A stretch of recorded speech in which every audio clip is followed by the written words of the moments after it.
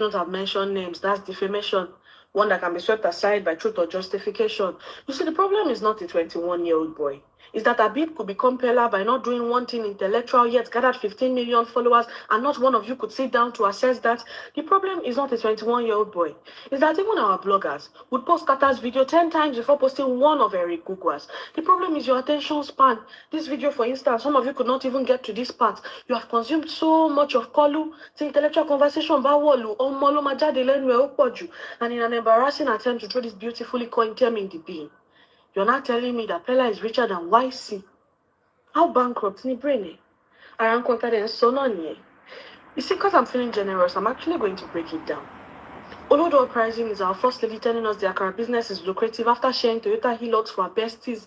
It is me still having to convince you to get your PVC. It is you thinking your voice doesn't matter and your vote will not count, despite the government's numerous attempts of sharing bag of rice in our towns. Olodo Uprising is jam changing cutoff mark to 150 over 400.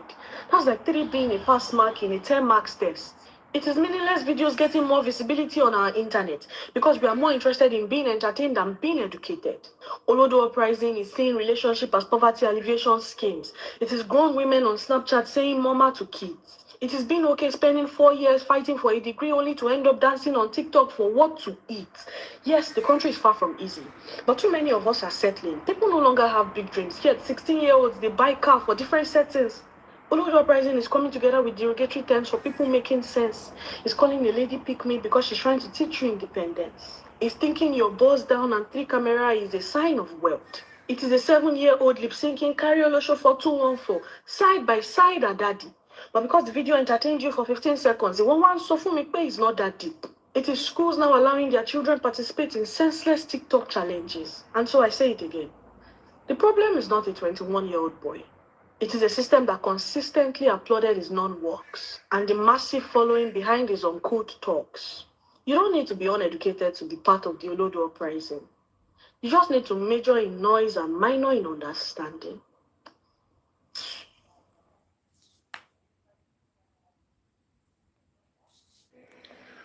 Yeah.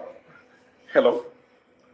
So just recently, about 2-3 days ago in Benue State, the chairman of Mayat Alakoto Cattle Breeders Association, Mark Ban, was killed in Ohimi, local government in Benue South Senatorial District. He was allegedly killed with his son. You know, because I'm involved in humanity, and just like all human beings, the death of any human being diminishes me. That's a famous line from John Donne, who says the death of any human being at all diminishes me because I'm involved in humanity. And so we find such an extrajudicial killing condemnable. But come to look at it, what is Miyati Allah, whose leader has been killed? I personally know Alhaji Ardu Rikus.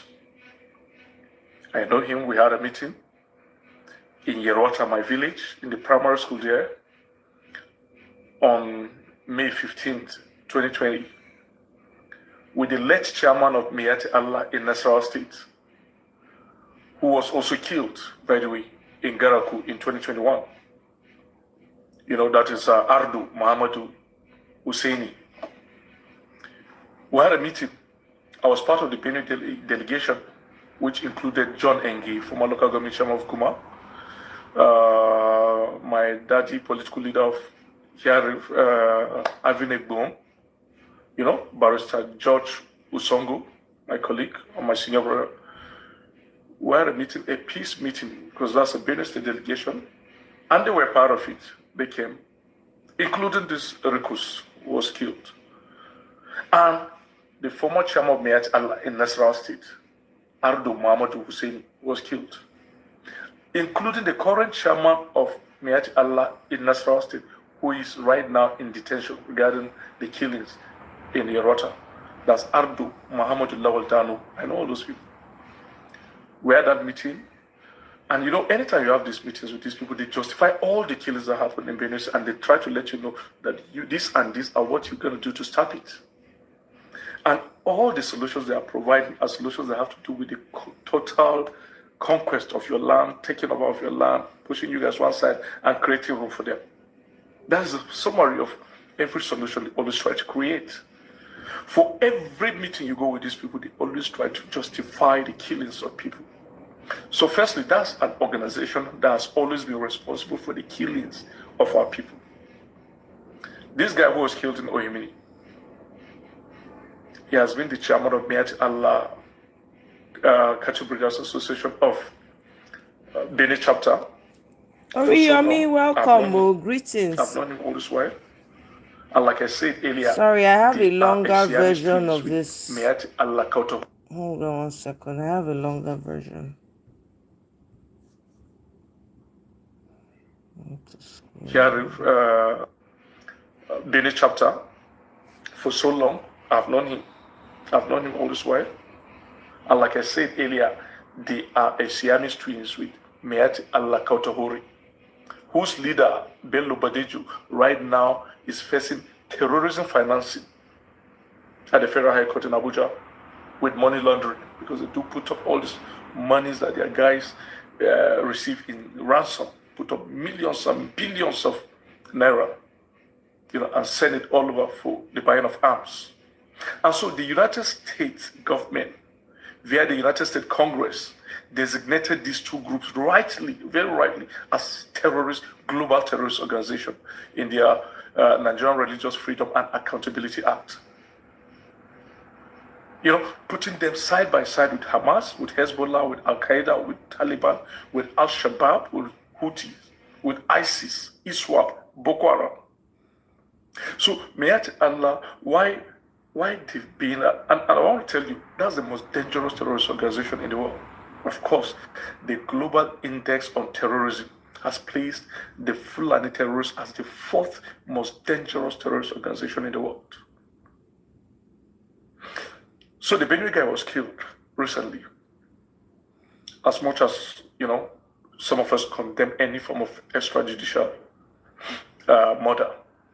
But the truth of the matter is that there is no killing anywhere in Benue State conducted by the Fulani. Whether it's in Guma, it's in Gwe West, Agatu, Apa, Ohimini, Okboku, Kwande, Makudi, Buruku, Logo, Ukum, Katinala. No killings anywhere in Benue conducted by Fulanis. That these guys are not part of it. That's the Miati Allah Kautahori and Miati Allah Cattle Breeders Association of Nigeria, Magba, whose leader was just killed in Benue. So none of these killings happening in Benue, in our own ancestral land, killing of our own people, that they are not part of it, they do not abate it, aid it, they do not have acts accessory to the fact of it, before and after, there's none. And that's why after the killings in Yerota, the people who are right now facing charges for those killings were, number one, Ardo Muhammad Lawal Dano, the Miati Allah chairman of Nassau State, whose equivalent was just killed recently. 2, Ardo Muhammadu Seidu, the Ardo of Ajaragu. 3, Ardo Haruna, the Ardo of Kadarku. All those guys. And when this killings in Yerota happened, who were the ones who notified IRT in Abuja? Look, these are the people always carrying out this. And these are their phone numbers. I have the phone numbers of over 100 of these guys. Because I've been involved in meetings with these guys. And they've been telling us why they've been doing this. And then I speak Hausa as much as they do. In short, I speak better Hausa than them. And so when we go to these meetings, because they always like me around because I speak Hausa in the meeting. And of course, yeah, I know so much about them, about their activities. So these guys are never, ever innocent. And they have a notorious reputation, a very notorious antecedent, well-documented antecedents of killing themselves. There's always power struggle, power tussle in Miati Allah. Just like the power tussle in all the terrorist organizations in the world.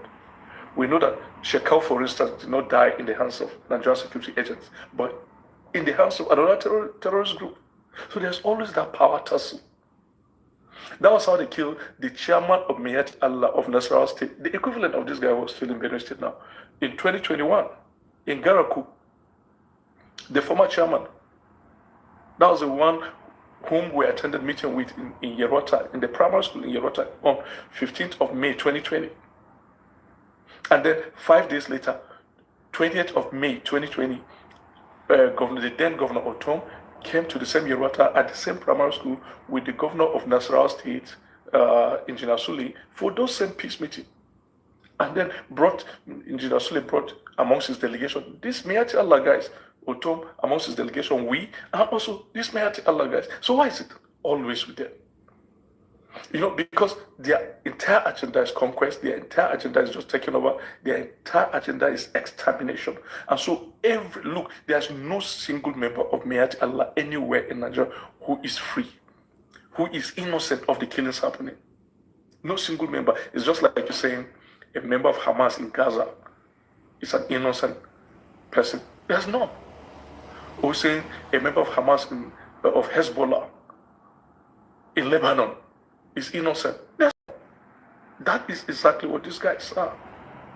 So they've always killed people during a so-called peace meeting, because the guy in Nasarawa State who was killed in Garaku, the former chairman of Miyati Allah of Nasarawa, was also because of leadership tussle. He was killed at the chairman of Totu local government of Nasarawa State, the Miyati Allah branch of Totu. These are the same guys, who killed the Sarkin Gobir in Sokoto State when he went for a meeting. Hausa chief. The same Fulanis accosted him and killed him. These are the same guys who killed the Agom Adara, if you remember, during the regime of this guy, this sponsor of all this Erufai in Kaduna State. They killed the Agom Adara, the Christian chief. What's his name? Maiwada somebody. His Royal Highness Maiwada, Raphael Maiwada. When Erufai invited him for a so-called peace meeting between him and Fulani communities, and on his way back to his community in southern Kaduna, he was ambushed and killed. He was ambushed and abducted with his wife and his orderly and all the palace guards, killed. And then he died in the custody of Fulani militia. So they've always ambushed people during these same guys, these same Fulanis. And so these guys who committed this in Benue State, of course, are not the indigenous. And finally, it is very, very saddening that these guys, these same Miyati Allah, who are still in Benue, they still operate and they go for peace meeting, a so-called peace meeting. Why majority of our people are in the IDP camps? They are the ones responsible for placing our people in the IDP camps. These guys are in Benue, in Nasarawa, in Taraba, and all this. And then the indigenous people of those localities where they are in the IDP camp. Can you see the contradiction? And they always go for what you call peace meeting. Meanwhile, the indigenous people in my own locality, in Yerota, all the adjoining remote villages to Yerota, nobody's there. All of them congregated in Yerota. Some of us are the main Yerota. There are a lot of these people who today, align themselves with Yerota, who are not really from Yerota, who are like 2, 3, 4, 5 miles away from Yerota.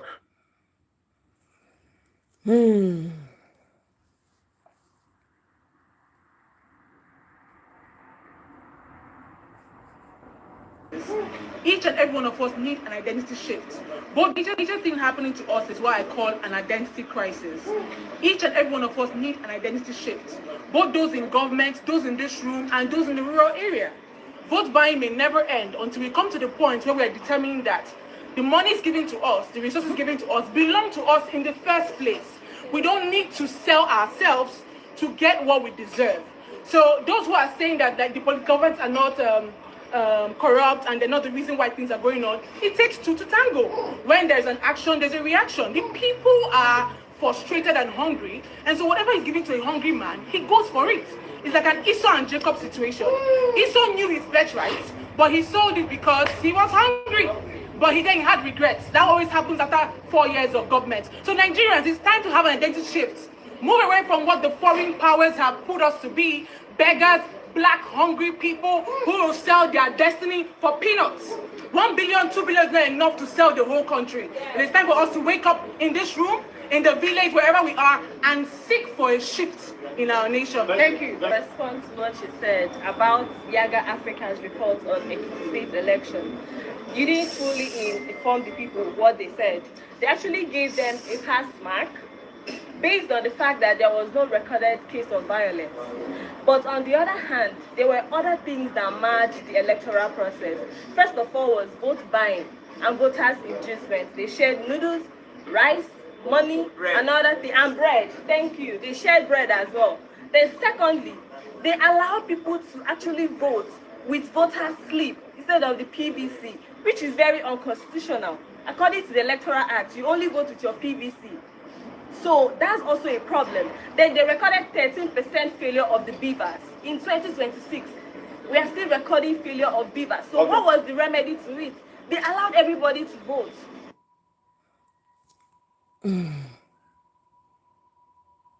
We will also begin lawful action to ensure that South African-based businesses in Nigeria are shut down, and our headquarters will be relocated to the South African High Commission in Nigeria till the South African government takes definitive, comprehensive, lasting measures against this cancer that is threatening the lives and future of Nigerians in South Africa and of the greatest and of the greatest Nigerian students. Recent developments involving Nigerians in South Africa have generated understandable concern amongst many young people across our country. The National Association of University Students unequivocally condemns every act of xenophobia, hate speech, and violence directed against Nigerians and indeed against any African living lawfully within another African nation. Michael, welcome. Thank you. Lies in unity, mutual respect, and shared prosperity. There is absolutely no place for hatred or violence amongst brothers and sisters on our continent. We therefore call upon the South African government to ensure that all allegations of attacks, intimidation, and incitement are thoroughly investigated in accordance with the rule of law. Every individual found culpable should be held accountable without fear or favor. African High Commission in Nigeria to seek assurances regarding the safety and protection of Nigerians residing within South Africa. No one has the monopoly of wisdom. No one has the monopoly of violence. Should these concerns remain inadequately addressed within 1 week from this press statement, we reserve the constitutional right to mobilize peaceful and lawful advocacy, including peaceful.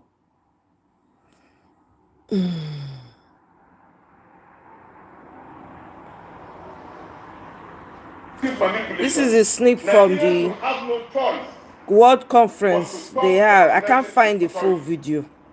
Because whether you like it or not, when your child knows that you have money and is completely living in hunger, one day he will challenge you. Have you noticed so? No, that is the situation in which we find ourselves. Ladies and gentlemen, the current administration and compromised judiciary and actively dreaming us towards the cliff. Every Nigerian now is not happy. We are even scared to go onto the streets. People can arrest you, and when they arrest you, there's no justification. Then you go to the court, where you're supposed to be defended, they will take you and jail you. The fear behind the assault, the ruling elite, utterly terrifying. That is why they are desperately destroying the infrastructure and judicial technicality to de-register and suppress viable opposition in Nigeria. But Nigeria belongs to all of us. not to a single political party or single individual. The political landscape cannot forcefully clear to create a monolithic one-party dictatorship, hell-bent on ruling this country into ground. Our children can no more go to school. We cannot eat 3 square meals. We cannot ensure that our people can travel from point A to point B without showing la hawla or la quwwata. Or even saying, yeah, hallelujah, I've reached home safely. This is the situation in which we find ourselves. The presidency must hear this. Only Nigerian people have the right to choose their leader. Correct? It is the Nigerian people that can choose their leader. You cannot force yourself on all of us and say it must be you. There must be a contest. If you win, you win. If you lose, you lose. All this talk, me I don't talk I don't talk my own. All this talk no go do am. I have said it when they shared the flyer for the Obedient World Conference. I said, look, it's not about talking. I don't know. There's a level of show of force that needs to be seen now. Tinubu did not come to play. Matter of fact, he has made it clear that you people should go and suffer like he suffered. That even if it's 3 people that voted for him, he will still win. That tells you all you need to know. That should give you all the signs. That should make you change your stance. My people, now here we dey. I don't know what to do. That's why I didn't even bother. I didn't stress myself so much trying to find the full clip, because I'm like, are you guys still talking? Are you serious? Now, I had to go back because Alice Madueke gave an interview to BBC. Although this is a short clip, I would like to watch the full clip if I lay my hands on it. It's quite interesting what she said, and to a certain extent, I think I kind of agree with her, because na Nigeria we dey. You guys should listen. Let's just take this short clip. It's been very painful, very traumatic, but also, I suppose, when your freedom, essential freedom or basic freedom, is taken away from you, no matter how gracefully you appear to handle it, it has a very deep impact upon you psychologically. I would think that there's a bit of blame, everywhere. I don't think one group alone could be blamed, but I do think that the Nigerian authorities need to look into the processes and practices that they deploy in these cases. Again, like I said, I think that the long arm of the law, when you go into other countries, particularly in politically motivated cases, needs to have a lot more sensitivity. It never ends well.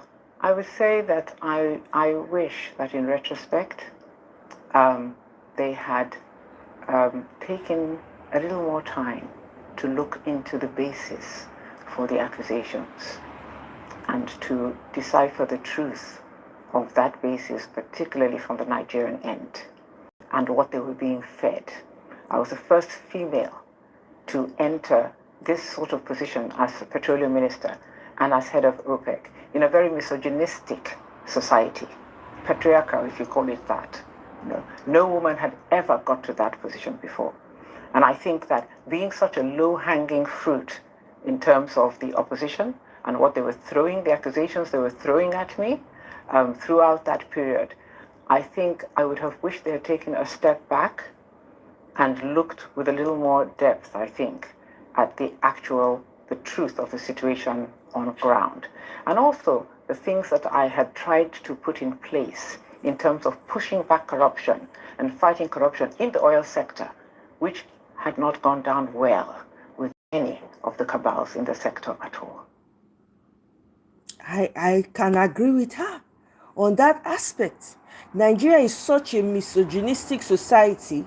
Can you imagine her being the first female petroleum minister in in the midst of the likes of Akpabio and Tinubu and the rest of them? Just imagine it for a second. I'm not saying she's totally free of whatever charges. I mean, they have let her go. Her case went well and they have dropped her case or whatever the case is. But I believe what she says here, Nigeria is a very unique country where women, that they punish women much more. It's crazy. I would like to read this woman's book. I really want to see, and I would like to hear her interviews. If anybody lays their hands on any interview she has done, please say forward it to me, because there's a learning curve here. So I can imagine the level of scrutiny and the level of backlash this woman has single-handedly received. Nigerian cabals on one side, the foreign people that are eyeing the fact that she's not allowing corruption get away on the other side. You see, say no be small feat. So, let's move on. Unite now. The neo-colonialist is going to ensure that we remain disunited and we remain small, and they are going to ensure that the neo-colonial project continues. So, If we don't, if they like, if Nigerians like, welcome to this class. may For they this class, I will show we you do so 5 much. shocking things we are seeing today. 5 shocking things, my brothers and sisters.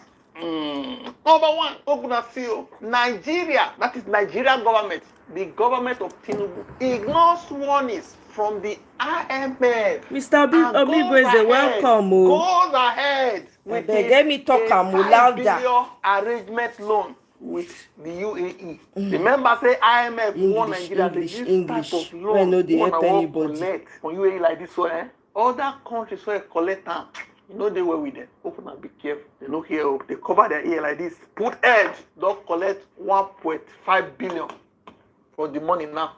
Remaining 3.5 billion. As you can see, Punch, Nigeria draws 1.5 billion UAE loan despite IMF consigns. IMF, what we say, everybody they fear. They call it fear for Nigeria.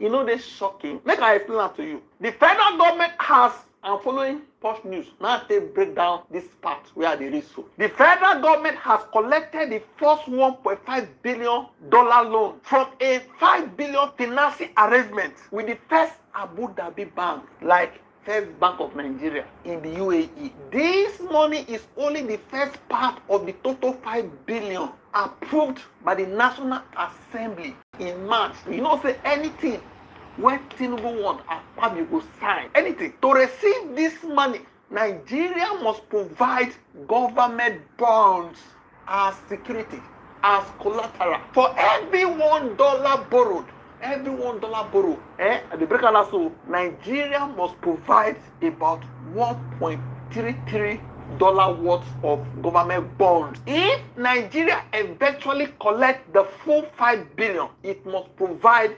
$6.65 billion worth of government bonds as security. The UAE bank gives Nigeria US dollars, while Nigeria pays interest on the money and also allows the bank, the UAE bank, to benefit from the government bonds used as security. I don't understand that. Make a break it down. Nigeria gets dollars immediately from UAE bank. The bank earns interest on the loan we use as collateral. The bank also earns the return from the government bonds.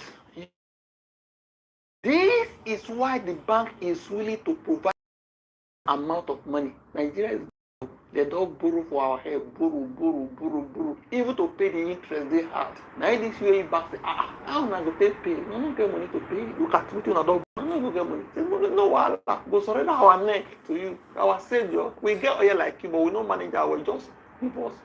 So we like to borrow. The government bonds normally pay interest to whoever owes them, Nigeria use these government bonds as security for the deal. Why the agreement is active? Why this agreement is on? The UAE bank receives the income, that is the interest returns that those government bonds generate. Simple examples to understand. Imagine you own a house that you rent out every year. The house earns you 500k rent every year, for instance, or say 10 million, whatever. You use that house as collateral to collect loan during the loan period. Instead of you collecting your rent, the lender, which is the bank now, will collect the rent. When you complete the agreement and everything is settled, the house will be returned to you. It's still yours. But the interest on the house belongs to the person who lent you the money. This is similar to Nigeria's deal. Nigeria still holds the government bond, but while the agreement is in force, the UAE bank collects the income returns that those government bonds generate. Nigeria also pays interest on the money it borrowed. So the bank earns from both the interest Nigeria pays on the 1.5 billion bond. The returns generated by the government bonds is used as collateral. Now they get us, so they go pay interest for the money. Even the rent from the bond, they will still collect them. They say a beggar has no option. The fear now, expert says this type of financing is not very transparent. Upon not say I explain to you like that, so it's not still transparent to making it difficult for people to know Nigeria's true financial obligations, to know the true depth of Nigeria. Investors, they will invest for country, they will understand their obligation, the country's obligation, when they put hand, they will use that one to predict the economy, the projection on their return as per inflation. They say with this type of arrangement, you know, they understand that the International Monetary Fund, IMF, warned that this like this are difficult to monitor, difficult to value. You know how much the bond will return. Anything will return and they get them. Can hide the real amount a country owes. Another one called fixed rates. They also warn that this deal could increase Nigeria's debt risk, reduce transparency, create easy financial obligations. Experts also warn that if the value of the government bonds used as security falls, the bonds, if the value falls, Nigeria may be forced to provide even more collateral, putting additional pressure on government finances upon not the pressure what we get currently, where they hold their neck. Because we get a government where no fit generate money internally, not to borrow, just to collect and spend. They don't get business idea. They are not businessmen. Despite the risk, the deal immediately gives Nigeria $1.5 billion in foreign exchange. And the government can still collect another 3.5 billion later under the same agreement. The president said, now the president at the quote punch, see, the proposed borrowing would add to Nigeria's public debt stock, which stood at $110.3 billion, around 159.2 trillion as of December 31st, 2025. Number two, watch. One of the worst things that is happening in Nigeria, let me use Nigeria for example, to us as leaders, that nobody says no to us. If you're a governor in Nigeria, which I've been, people celebrate you to point of stupidity. Because you come to a place, somebody is telling you, oh, since you became governor, everything has changed. And you're looking, nothing has changed. You know? And they give you some award. They call you some name. Like you will see, His Excellency. You know, you've been in school. When you talk about excellent, is after fair, good, very good, best, excellent. So His Excellency means a life we can emulate. But you see somebody who is not even fair. They're calling him His Excellency. Just like this type of person. Life with the governor of Edo State. The governor of Edo State. The governor of Edo State. The governor of Edo State. The governor of Edo State. The number one citizen of Edo State. Akpako has gone to rescue the people. Akpako has gone to rescue the people. Akpako rescue. Akpako rescue. Akpako rescue. He has come to rescue the people. He has come to rescue Edo people. Akpako. Akpako. Akpako. Edo is shining from nothing to something. Una no thank governor. Una when they talk anywhere. No mind them. See. Governor too much. No mind them. Akpako. That is what today I dropped this. First of all, listen. Hunger is increasing, they say so what? Unemployment is a cause, they say yes, we know. Why people hungry is then let them face death. That is what is in Abuja of today. The current way of governance make nation do the impossible. What it does it make poverty and the erosion of just society inevitable. We have gathered at this hour in this place to put an end to the national corruption and corruption. We have assembled here today to bring a new day and a new Nigeria to Michael, our people. Today, your the governor. Nigerian people are decent and hardworking people. They are equally long suffering. E dey work na only e dey work for For gutter. too long.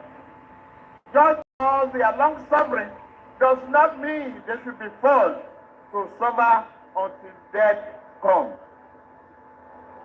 We, our people, we've had enough of excuses. Our people. You hear us? So I said, if I make this kind of comment today, they will call me all sorts of names. But the man who made this exact comment back then during Jonathan loved Nigeria, right? Now love Nigeria on the clap for him that time. Or anybody want to make her now is enemy of the government. He's not patriotic. He will overthrow the government. He's against the country. He will cause arrest. He's sheriff. God go, I said it will never be well with the enemies of Nigeria are those who think that supporting evil is patriotism. Number 3, watch English Alaji. Nigerians, this is Kachala Muhammadu of Matazu local government area of Katsina State. Now this bandit leader, now kidnap General Abubakar Rabi. That general will buy for kidnappers waiting. Then I will they call him. As a result of a snake bite. Now this guy now kidnapped the general. Now there's a voice recording, a call record between this bandit leader and the person when he called after the general buy for their hand, may they come carry the dead body. Call recording between the two of them don't leak. I get the call recording. I for post time here, but the thing for Hausa and the call recording too long. You don't understand, but I'll just post half for my comment section, then the full for my Telegram. For that call recording, this guy they talk say in they give Katsina State government this Monday and the next Monday. Like today now 27, I've been there 20, I think 28, right? So in they give the Katsina State government Monday go be 30th of June. This 30th of June and the next Monday when they come to release in 2 boys, Aminu and Nasiri, plus in cow. If not, he go unalive 200 people for Katsina State, and also he go attack Jikamshi for the correct. He go attack Jikamshi. Not just that too. He tell this man say the reason why he allowed General Rabi Abubakar to buy. You say the Katsina State government when they do like this, they do like this, they do like. Now make as the snake bite and he just leave and then make the man buy. Say he just know because the Katsina State government they play with them. They no agree do waiting, guys. They no agree meeting demand. Now make he leave them. He not just stop there. He said the only reason when he go stop to the attack Katsina State. Now if the Katsina State government to the send military, may they come buy him. Then he go stop. Then he go come go the attack Kano, like villages for Kano. He not still just stop there. He not still just stop there. He tell this man say the funny part of the whole story be say the same military when they send, when the government they send to come buy him. Now the same military they call him for phone, they give her information, say, see will they come to come buy you? Will they come to come unalive you? So where you dey? They're gonna give an update, say we don't reach here, we don't reach here, we don't reach here, we don't reach here, we don't reach here, we don't reach here, making ja the same military. This man come, the person when they talk to come shock, say haba, a lie, say no haba, you know understand this kind of story, like you know like this kind of talk, like how he said me no worry, He goes screenshot the thing, send to Ram, make him see him say, now the military, they even they give am arms. Now then they give him like arms, like Kala, like 22. Now the same military they give him the Kala, now the same military they send to Ram, make they come buy him. Yeah, they say if breeze blow, foul should go open, you don't open. Now the same military, they give her information. You see why they talk say reintegration of these people into the Nigerian army, you know they work. It don't make sense. Why will you reintegrate people where these people can never see? Once a criminal is always a criminal. They will protect their brothers. Military where they send to go eye person. Them see they call the person, they tell us, see, we don't they come, we don't cross river. We don't cross the first junction. We don't cross the second junction. We don't reach the third junction. We don't near your side, they'll make you jar. Now you make the never still catch them up to you now. Now what you talk for the voice note? I go drop them. I go drop half for comment section. The full one, go listen to that from my Telegram. If you don't get the link, you go under the comment section of this video. If you watch from Facebook, or if you watch from Instagram, you go to my bio, you go see the link to my Telegram. They go and listen. That is for those of you who don't understand Hausa, because this guy talked the whole thing for Hausa. He long, but so many secrets were revealed plenty. The guy reveals secrets. Guy, Nigerians, broski, we are in big shit, big trouble. You know, shock you, waiting the allege for this video. If you want to listen to the Hausa call record where they talk so, visit this page. That is Abdul. This is the Abdul Mo. Visit it on S. He's quoting him.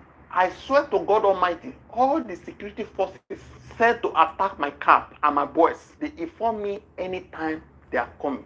See a summary of all security strategies, including the president. Yet, we still get repentant Boko Haram. According to some reporters, just 2 days ago, they say 40 of them repentant Boko Haram. They don't enlist for Nigerian army. They do medical checkup. This country, I want me good on, I want to kill and pata pata because I'm not old. I'm not old. I'm not saying I'm so come up for this country like Buhari Abi. Okay, we're gonna continue. This to the voice record. Visit his page at least if you hear Hausa. Very long. You can see 31 minutes 47 seconds. See, make a no bigger call it too long. Number 4 shocking thing. I saw this today.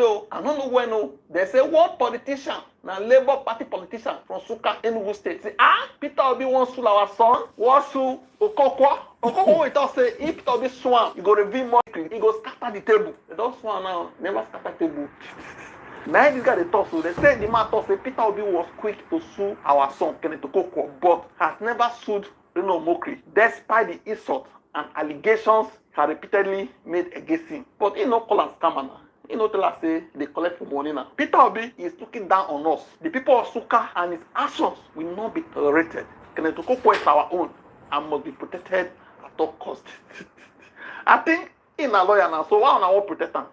Now come the one go, he go prove himself. And this is a lie, now go the matter. See him. LP chieftain demands protest against Peter Obi over Okokwa's persecution. Number 5 shocking thing now about celebrities.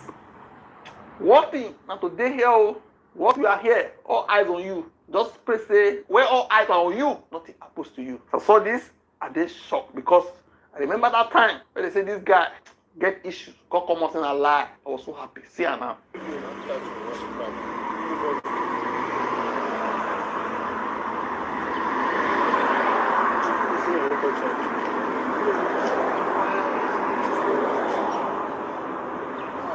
Guys, please, I beg you guys should do something. This is very, very important. I beg. I can't imagine how. It's not a matter of online. It's not like matter of people that are helping me now like this. It's not online matter. He's like, he's not even talking. No, you don't want anybody to touch you. But right now, what's going on is just like say Bishop. Maybe Bishop said just don't tell us say hi. You don't want people to touch you. I want to tell him let's go inside that. No, you don't meet the Bishop now. Bishop my man here for me. Okay, the man drop on here. The person drop on here.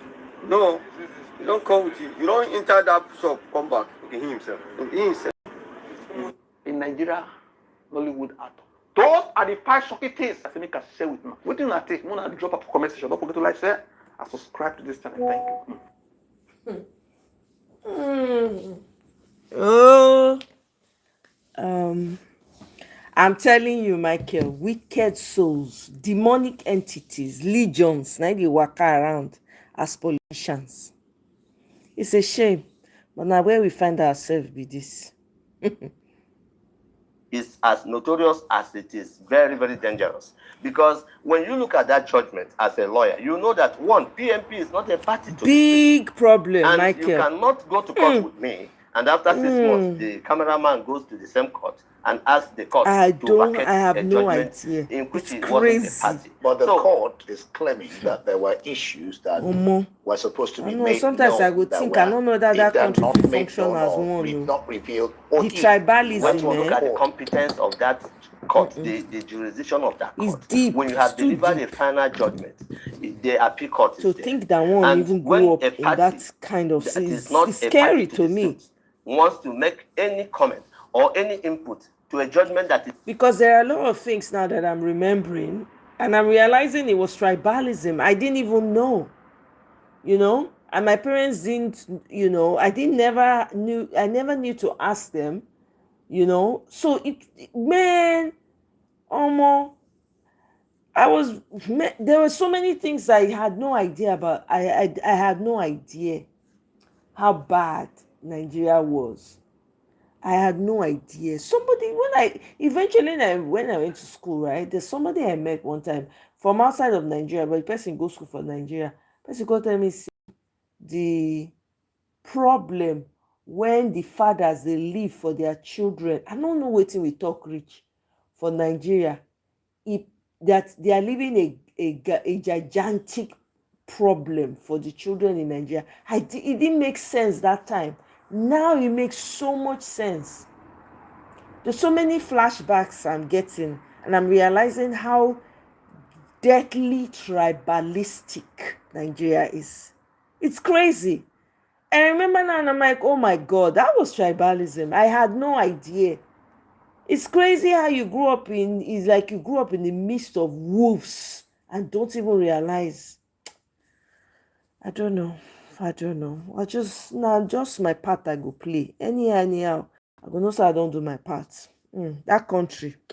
It's already settled. There is a legal procedure for doing that. You have to go on appeal, or you have to go and ask to be joined to that suit. So PMP should have gone on appeal to be joined in this suit. Either they go on appeal to rejoin the suit, or they start a fresh suit, in which case they now complain about what has happened. But for the judge to wake up after 6 months and go decide against his to own bring judge. a non-party to the suit, a party that is completely extraneous to the suit, it marks of what we call an intent that is very questionable and that is very curious. So what is NDC? NDC, I learn is going to appeal, is it? Of course. Or they're consulting with their lawyers before they take action. It is a declaratory judgment.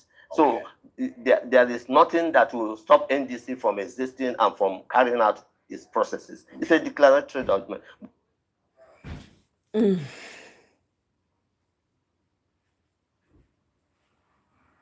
Àkọ́kọ́ reason wọ́n fi announce ní pé ọ̀gá ńlá ti débi o ẹ má tẹ̀lé sí o. Wọ́n ti Gold and lithium. Ó ti lé lọ́dún mẹ́ta ó ti lọ bí ọdún márùn-ún. Gbogbo abúlé tí bẹ́ẹ̀ ò lè sọ pé àwọn òmò tí wọ́n wá ń jí wọ́n wá mọ́. Gold and lithium worth billions of dollars extracted in Old Oyo National Park by bandits. So this man is saying that people in the community cannot pretend. They cannot pretend that they did not know that people were coming to dig up stuff. Nítorí pé majority balẹ̀ ní tí wọ́n fi ń so oúnjẹ nìyẹn, majority àwọn ọ̀dọ́ ní tí wọ́n ń kọ̀ ọ̀kadà tí wọ́n bá di lithium sínú sakasaka. Abẹ́ orí omi o, Kọ́lámọ́ náà mi interpret. Tàbí kọjá ní Kìsí, ó ti mọ̀ yí pé ìrìn tí ò tó ìrìn 30 minutes 12,000 wọ́n gbà lórí ẹ̀. Dédé àpò sìmẹ́ǹtì tí wọ́n bá gbé sẹ́yìn ọ̀kadà tí wọ́n bá calculate ẹ̀ kì í sọ̀rọ̀ $2,000. Ìyẹn tí wọ́n bá ta ní sọ́lẹ̀. Tó bá dìpẹ́ lójú ẹ̀ sí truck ó di billions of dollars. Ilẹ̀ Yorùbá ẹ̀ máa múra, ó súnmọ́, ó ń bọ̀, ẹ̀ máa múra, àmúra lójó wọlé, wọ́n wà láti wọlé Yorùbá. Ẹni tí ò bá mọ̀. Kele, welcome o, happy new week to you. Ó ti wọlé Yorùbá. Welcome. Ìran Yorùbá kì í ṣe pé mo fẹ́ dẹ́rù báráyé mo fi Ọlọ́run tó ní mi búra mi ò dẹ́rù bẹ́ẹ̀ nìkan wàhálà ló fẹ́ dé àwọn tí ò ní làákà wọn pé kí ni ebi nìkan ló wà kò tí ì dọ́dọ̀ àwọn ẹ̀yin onílàákà ìjà nílẹ̀ Yorùbá ẹ̀yin agbára ìjọba jà tẹ́ ẹ̀ bá tètè paná tó fẹ́ jò ní Old Ọ̀yọ́ national park tí náà yẹn bá lọ jò pẹ́rẹ́ ó bọ́ síbù kó jẹ́ pé egungun orí èèyàn àti egungun gbáàyà èèyàn ni wọ́n fi koná tó fẹ́ jò ẹ̀yin àgbààgbà ilẹ̀ Yorùbá jà ẹ̀yin tẹ́ ń bára yín jà lórí ọ̀rọ̀ ẹ̀sìn tá a bá ń tara wa jẹ lókun láti máa sọ pé kó tún kà àwọn àgbà kan lé gbogbo wa yìí náà ni wọ́n ti jásẹ́lé lórí àwọn gangan làgbà ẹ pè pàjẹ́ àgbà ilẹ̀ Yorùbá gbogbo àwọn tẹ́ ń rí yẹn àwọn náà ti dàgbà bí bá lè lé wọn bá ń bẹ lé àwọn náà ni wọ́n fọ̀rọ̀ nílẹ̀ ẹ̀yin tẹ́ ti wọ 50 upward 40 50 ẹ pera yín jọ ẹ má jẹ́ kílẹ̀ Yorùbá lànà bí apá kan ilẹ̀ Haúsá ti lànà nítorí fẹ́ ṣẹlẹ̀ ẹ wo àwọn tí wọ́n wọ Zamfara àwọn náà ni wọ́n wọ̀ yìí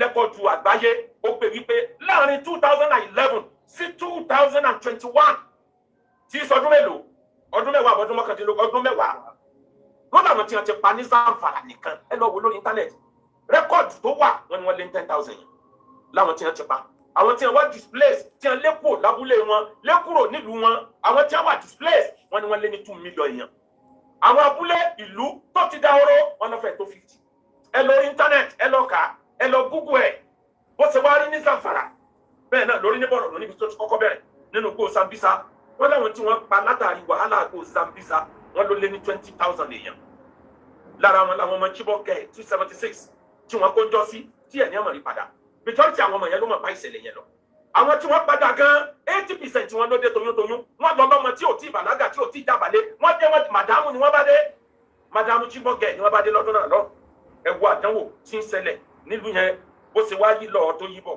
kò tí tó ń tán síbẹ̀ wọ́n tún wá ní títí dìsín ogun yẹn ò tí stop iye sójà tó ti bá wàhálà yẹn rìn àwọn iléeṣẹ́ ológun ló lè sọ fígọ̀ torí iléeṣẹ́ ológun gbìyànjú àmúmi pọ̀jọ̀ ká lọ bó ṣe wá rí yẹn àwọn yìí kan náà wọ́n ti wá wọ Old Ọ̀yọ́ empire àbí Old Ọ̀yọ́ national park tá a bá sọ́ra ti Old Ọ̀yọ́ yóò fẹ́ burú ju àti Zamfara àti Zambiza yóò fẹ́ burú ju méjèèjì lọ nítorí pé enabling environment ó ń bẹ fún wọn ní Old Ọ̀yọ́ national park orí Ọlọ́run lọ́dọ̀ sọ sí igbó Old Ọ̀yọ́ national park tàbá tí federal government ti bá maintain solid mineral tí bẹ ní Old Ọ̀yọ́ national park yóò lójú state tí ó lówó tó Ọ̀yọ́ state ní gbogbo Nàìjíríà nǹkan yẹn làwọn wá kiri nǹkan yẹn ni wọ́n ránjú mọ́ ní Zambiza wọ́n rí lithium díẹ̀ ni wọ́n fi jókòó kábẹ̀ kò tó nǹkan àwọn ìgbà tí ẹ dé Zamfara wọ́n rí gold wọ́n lé gbogbo àwọn ará abúlé yẹn dànù wọ́n take over wọ́n bẹ̀rẹ̀ sí wa gold chopper wá láti gbé wọ́n lóògùn ẹ̀ sórí truck ń gbé lọ sí port láti gbé lọ lú òyìnbó àwọn òyìnbó ń kó wọn fún wọn wọ́n ń kó nǹkan ìjà fún wọn wọ́n ń kó $billion fún wọn tí wọ́n bá ń kidnap wọn fi ń cover ní àwọn tí wọ́n ń kidnap yẹn owó tí wọ́n rí bẹ́ẹ̀ kò tó nǹkan kan nínú owó tí wọ́n rí nínú nǹkan tí wọ́n wà nínú rẹ̀ àmọ́ wọ́n fi yẹn cover káwọn kan lè mọ́ kílò jí ẹ wá wò tẹ́ ẹ bá wá kúrò ní Zamfara ẹ lọ sí Borno láti Borno wọ́n rí díẹ̀ bẹ́ẹ̀ àmọ́ gbà tí wọ́n dé Zamfara wọ́n rí gold 10% lithium tí wọ́n rí times 10 ni mo fẹ́ wí times 10 ni lithium tí wọ́n rí díẹ̀ ní Zamfara àti kínkínní ní Borno times 100 díẹ̀ ní bẹ́ẹ̀ ní Old Ọ̀yọ́ national park ẹ lọ wájú ìjọba náà ti mọ̀ federal government ti mọ̀ àmọ́ ìtètè múra ni lọ́ fẹ́ dá wàhálà lẹ́ báyìí lórí àjọ àgbáyé gíráàmù ẹyọ kan kílógíráàmù ẹyọ kan lithium tí bẹ́ẹ̀ ní Old Ọ̀yọ́ national park wọ́n ń tà ní 23.80 per kilogram 23.80 dollar per kilogram. Ètò mi pé dédé àpò sìmẹ́ǹtì tí wọ́n bá gbé sẹ́yìn ọ̀kadà tí wọ́n bá calculate ẹ̀ kì í sọ̀rọ̀ $2,000. Ìyẹn tí wọ́n bá kà ní sọ́lẹ̀ tó bá ìdí pé lóòtú ẹ̀ sí truck ó di billions of dollars. Eléyìí ni wọ́n ń kó níbẹ̀. Kódà gold wọ́n ní tó ń bẹ lórí ilẹ̀ yẹn. Ẹlẹ́ẹ̀kẹta tí ń bẹ níbẹ̀ wọ́n ń pè kan ní tantalized genie stone. Ní gbogbo àgbáyé wọ́n nílé tí ń bẹ ní Old Ọ̀yọ́ yẹn ló fà jù.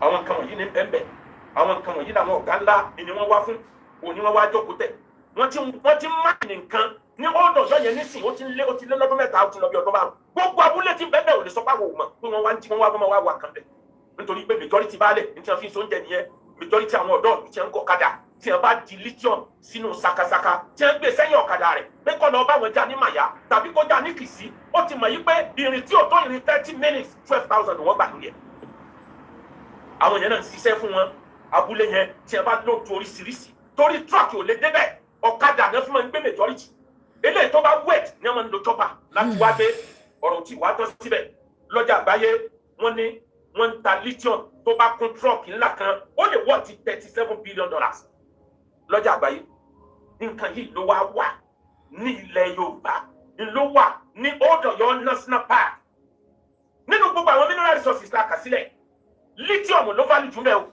lithium wọ́n ju petrol lọ by far ìlú tí a bá ti rí lithium kì í ṣẹgbẹ́ ìlú tó lépo nítorí pé kí ni lithium ni ó kàn yín petrol lithium òun ni à ń lò fún jẹ́ pé ní EV lithium òun ni wọ́n fi ń ṣe bátìrì gbogbo bátìrì rechargeable battery tí ò bá sí lithium kò lè sí ti jẹ́ rechargeable battery bákan náà lithium ní bẹ lára fóònù lithium ni wọ́n fi ṣe fóònù tá à ń gbé kiri lithium ni wọ́n fi ń ṣe solar light lithium ni wọ́n fi ń ṣe electric car lithium ní bẹ lára aeroplane ti fi ń fò lithium yẹn ni wọ́n bẹ ní Old Ọ̀yọ́ National Park ẹ wá ní wọn ní takú síbẹ̀ wọ́n tún wá lọ́kàn. Well, if all of una fall out, say tell this Baba when they destroy our lives to come down, if for good. This energy, if you pack all the people when you know come outside, we will know what we dey do. Not be to shout. Shout no go carry una go anywhere. The man don't talk say na there you want die put. Now na go tell am say e no fit die for there. Thank you very much, Kola. I'm telling you, the greed is from the traditional leaders. You see all those small traditional where they go around. It's from them and up, from the ground up, from top down, corrupt. And not be say they corrupt in a small way. The loan wey they talk say this man make it not take. He don't take the loan. He don't put Nigeria for another terrible situation. Anyway, una know say Boko Haram again today kpai one teacher abduct students when they take NECO for exam, NECO exam in Borno State.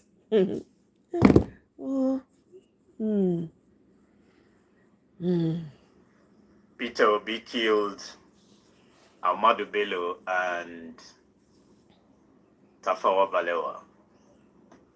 For clarity's sake, Ahmadu Bello was killed in Kaduna.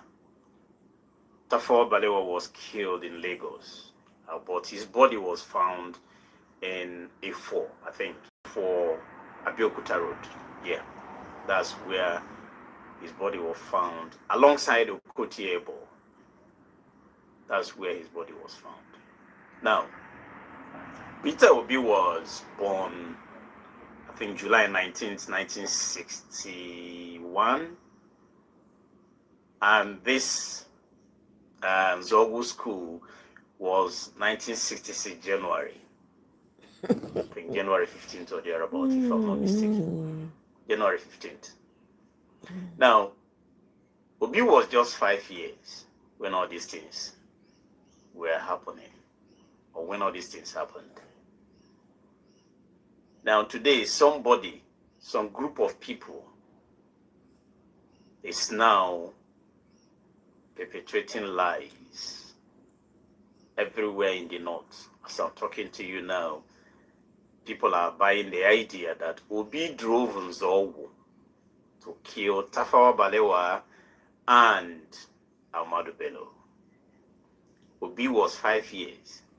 They said Obi was the driver that drove Nzogu to go and kill Tafawa Balewa and Ahmadu Bello. It is annoying that a 5-year-old boy at that time, some people believe that 5-year-old boy can do such thing.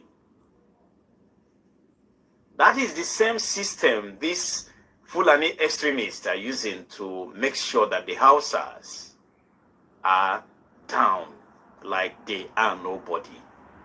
Because they believe that the Hausas are conquered people. And because they are conquered, they should eat, chew everything you Fulani extremists are giving them.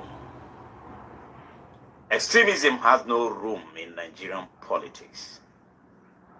That is why you hardly see or hear Atiku or anybody condemn the killings, the terrorism that is going on. Because a true Zanla man, a true Hausa man can never kill. I am telling you, you hardly see a true Hausa man take up arms to kill anybody. They don't do that. They will tell you it's against Quran. You can ask around.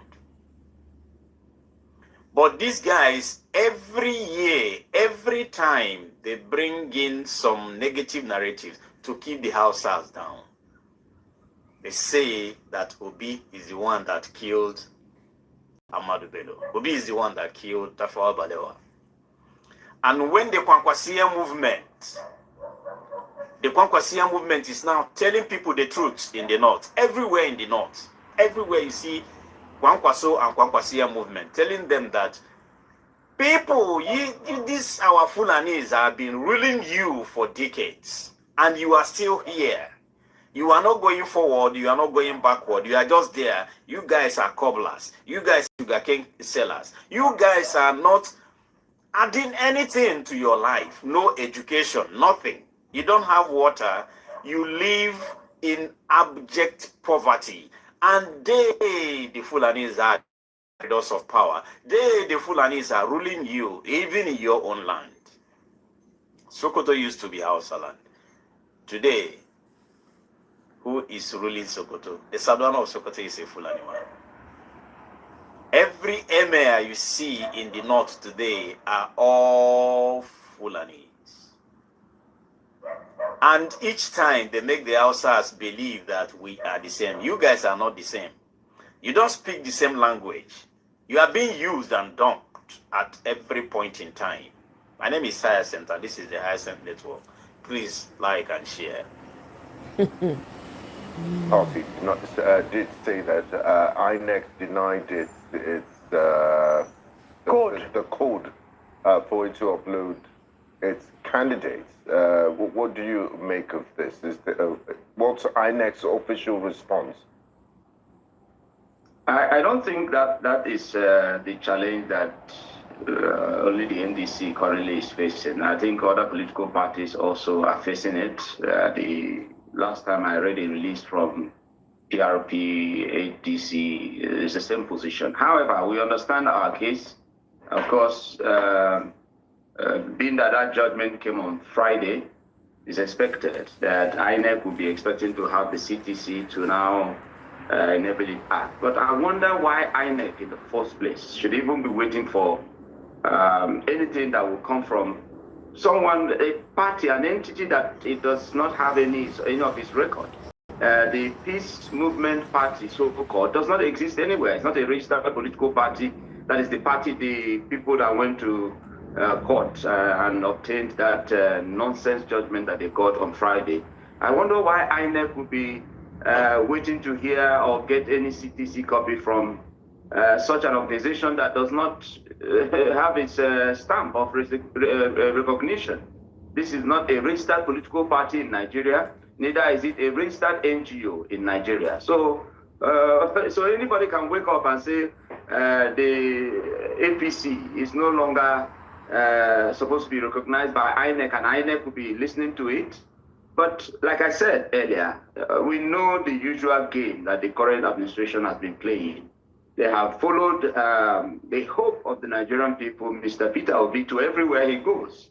If you recall, even when we joined the NDC, on that very day that the candidate of the presidential candidate of the NDC, joined the NDC, he, of course, told the Nigerian people that yes, they have followed us everywhere, but just like he assured that he's going to be on the ballot, and that they should not come here, which is the NDC.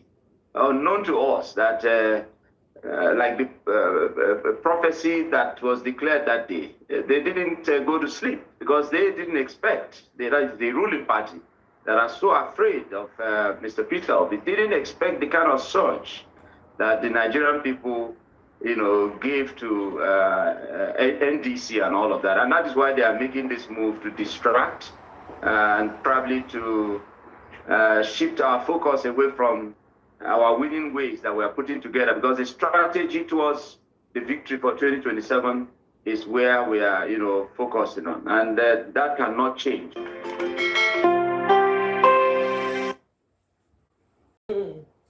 Did you guys hear that? Do you guys are you guys aware of the structure of criminality with Jigbaja Biamila? Eh? Did you guys hear that gist? Ladies and gentlemen, we are here live, obedient headquarters here in Life Camp in Abuja. As you all know, today we are having a press conference to address some of the urgent matter that happened last week. So we are calling on all obedience in Abuja and its environs to come here. We're supposed to start this press conference by 12 o'clock, right? And now it's after 12, we postponed it to 2 o'clock. So we are using this medium to tell you wherever you are, whatever you're doing, please come up here. You can see our members are here already. Lady Chinasa is here, Flag Boy is here, my Oga is here, everyone, the other people, obedient last one. All these my Ogas are here. Please, this broadcast for you to, whatever you're doing, leave it and come here in Abuja, in obedient headquarters, here in Life Camp. Please come now. There is urgent need for us to address these matters because APC has shown that they don't want to position in the next election. We told them that P2B won election last year. Some people have been arguing it, but everything that has been happening and have actually proven that fact, that they know that P2B won the election. And the last thing we will do is not to give them any chance. We are not going to give them any chance. We are going to follow them bomber to bomber. We are not going to say, oh, tomorrow, let us. No. From today, we are not going to allow APC to rest. It's either APC will decide to burn down this country. Yes, it's either Bola Ahmed Tinubu will decide to govern ashes, or he allows for free and fair election. Yeah. So wherever you are in Abuja, please come. Let us make that statement. Let us have a press conference, and after that press conference, Exactly, Kola. The person that took over that position had to pay 600 freaking million just to get that position. So tell me how they want to work for the people. All the NDC aspirants are going to be on the ballot. There is nothing Bola Ahmed Tinubu, INEC, the court. There is nothing exactly about it. No Peter will be no election. I don't know why. Here they pack the money go. I don't know. He has procured an INEC chairman that is willing to do his bidding. He's the one that is going to actually appoint all the INEC commissioners. He's the one who is going to appoint all the judges. He's the one who is going to appoint the inspector. He's the one who is going to appoint military. Everything that is needed for this election. He's the one, and yet he's afraid. What we are asking Ahmed Tinubu and APC is free and fair election. That is what we are asking, and that is not too much for us to ask. The kangaroo judgment that was gotten in Lokoja 2 days ago. I don't know about that though. I haven't seen anything like that though. Nigerian. Maybe he has, but it's all going to be a free and fair election. Please, wherever you are, we want to see you here right now. All of us are here. We are waiting for you. Please come and come on time. Thank you. Thank you very much. Madam Tinasa, do you have something to say? Okay. And as we are having this press conference across the nation, in Abuja, in Sokoto, in Kano, in Rivers State, in Meduguri, in Yola, in Yobe, in Adamawa, Osun State, Ogun State, everywhere in this nation, as we are having this press conference, we are addressing a press conference simultaneously. And this is for just not Nigerians to know. It's also to put them on notice, to put the international communities on notice. International committee that does not care about you people. To create chaos in this country. Yeah. If they want to burn down this that's country, what they want. It's the chaos they want. Nigerians have to be ready. Few people don't know. And we will not allow them. We allowed it last time around, but we are not going to allow it now. Thank you so much. Please. Time will tell. I want to call on every Nigerian in the diaspora. The diaspora control a very large amount of the economy with over $20 billion in remittance per annum. I want to call on every diasporan who wants to have a home, a country to return to be part of this public awareness that Nigeria cannot stand as a one-party state or country, that we must together unite to fight against this injustice that is happening in our dear country. We don't have any other country. We only have the Nigerian. I lived in the diaspora for 22 years and I have moved back home. If someone like me who has lived in the diaspora for the last 22 years, I have no home, no country to return to. My mother is 90 years and she's still here. So I'm calling on every diaspora to please share this message with your embassies across the international community that Nigeria must contest a credible election come 2027. Thank you very much. People's Gazette, Femi Gbajabiamila collected 400 million bribe, demanded extra 200 million to set up PFIPC, according to Prince Adeyemi. I don't know, I haven't seen anywhere they said they referred him to EFCC. So, I don't know.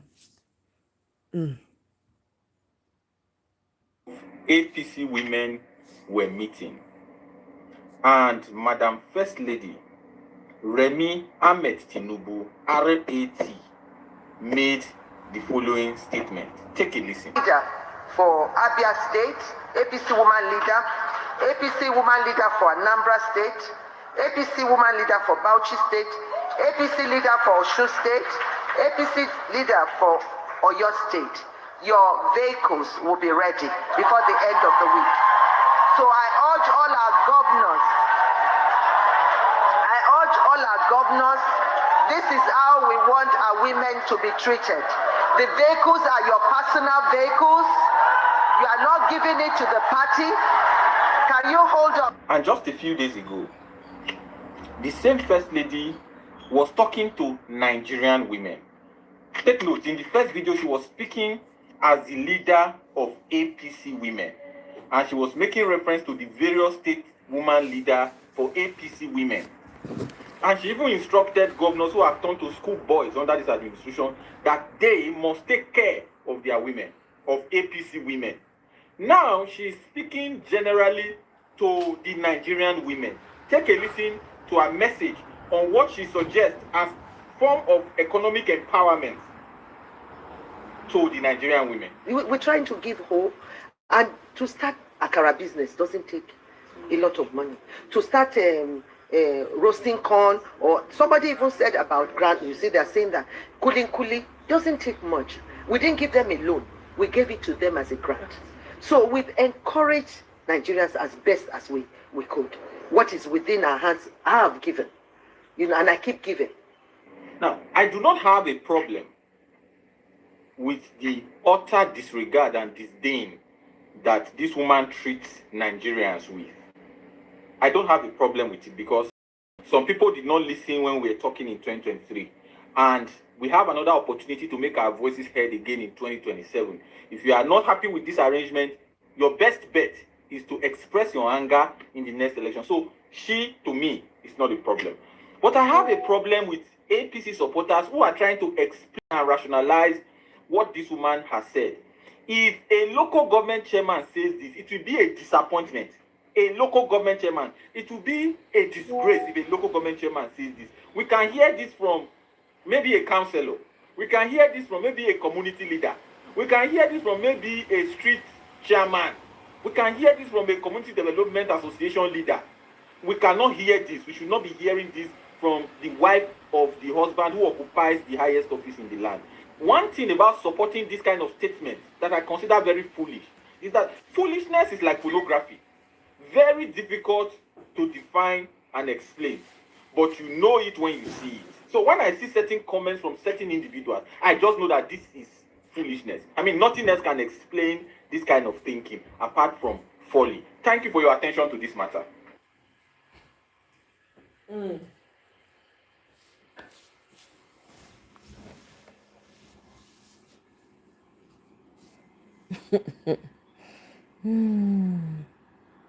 Gains, these wins based on this joint operation, if we don't deal with the fundamental challenges, we're still going to see a regrouping, more radicalization. And it's just about the next person who is going to come. So good one. And then, of course, let me not forget the financiers. If you don't go after the big ones who are the, pipers pulling the strings of the puppets, we will continue to see this play on ground. FCCPC doing their job, absolutely correct. Rufai, you often said that, they say in Nigeria, what goes up never comes down. This cannot be the situation where consumers are taken advantage of. The hike in the price of PMS was said to be as a result of the conflict in the Middle East, rising oil prices. Now, following want the peace deal, or at least the ceasefire between America and Iran, there ought to be, coming down of those prices. So FCCPC, well within their rights. NDC with deregistration, I believe the next option is that based on the tight timeline, they would have to look for options around appealing this judgment. But again, we'll come back to the judiciary system and what is said to be forum shopping, rascality in terms of certain judgments given. Rufai, your take on these stories. Thank you so much. So I will start pretty much with a series I started as regards the contractors and government. So I've heard from the government side. The government keeps insisting that they actually paid that 700 billion that they started paying since January. And but the other side, the contractor side, I heard was the fact that it didn't come to their members. So government now is saying that, oh, we should know that there were other contractors too. So other contractors were those that were paid part of 700 billion. The Association of Nigeria Indigenous Contractors are saying that this tranche was only 40 billion, they say, and cumulatively that they've not even been paid that 700 billion. So it's about the two sides. I think two sides can, coalesce, have a common front, and ensure that the payments are made. That's the most important thing. And this is, my charge to both of the sides this morning. Let me start with NDC registration. I'm not surprised. I think I predicted it here. Prophet Rufai. Oh, yeah, I said it. Can I predict again? Please go ahead. More will happen. You know why? Why? There's a grand attempt to ensure that opposition is weakened before the election. Write it down. Grand attempt. Have you scrutinized the judgment? Have you seen the CTC? No, I haven't. Peter Obi went to the NDC on the 3rd of May. That case was filed on the 5th of May in court. A lot of people have not even scrutinized that part I said. Peter Obi officially went to the NDC on the 3rd of May. The case was filed on the 5th of May by yet again another, faceless group and all of that. Just like the one with the ADC, the same pattern. And this justice give them. Like I predicted that since then, nothing has happened to Lifu. The only thing he got was a reprimand by the Court of Appeal. The verbal reprimand. The verbal reprimand. These two will go like that. So it's a direct orchestration. I think the opposition party should not sleep. They're going to have more. We've all seen the judgments. I don't want to go into legalese. It falls flat on its feet again. So the NDC has said they're going to get a stay of execution. Let's see. I would like to advise INEC, please give them the issuance code. It's not a big deal. Let parties be able to upload. Because everything is looking like a grand conspiracy when you look at this election cycle. And I don't know why some people are jittery. You see, if you are confident, let opposition into the race. Don't hold, don't do anything. Don't. You see this idea that we say that I will not allow peace reign in my enemy's camp. Let your enemies breathe. Come into the race. If you say you have stake in the Nigerian people, that you are confident in them, let them. Let's not tamper with the election. Let's not touch them. If you are confident, let it go. Don't do all of this. Because all of this you are doing, in case the advisors are not advising you people well, you're already tainting the credibility of the election. By the time the elections will come, anything that happens, these are part of the stories we are going to tell. So if you feel you can win freely. Nobody's holding you from winning. But all of this shenanigan, all of this kangaroo manipulation and all of that, it's not fair. So it goes back to our initial premise that a lot of people try defending that. Say, oh, they are not attacking the opposition. They have their own internal scoreboard. It's obvious. Peter Obi moved to NDC on the 3rd of May. The case was filed 5th of May. The question is, these parties, didn't they feel disgruntled with all this while?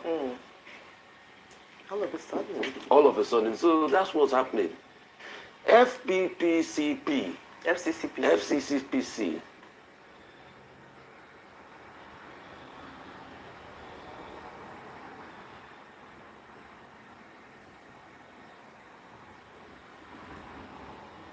Since Peter Obi entered, as soon as he entered NDC, 2 days later, they don't file motion. They know what they are doing.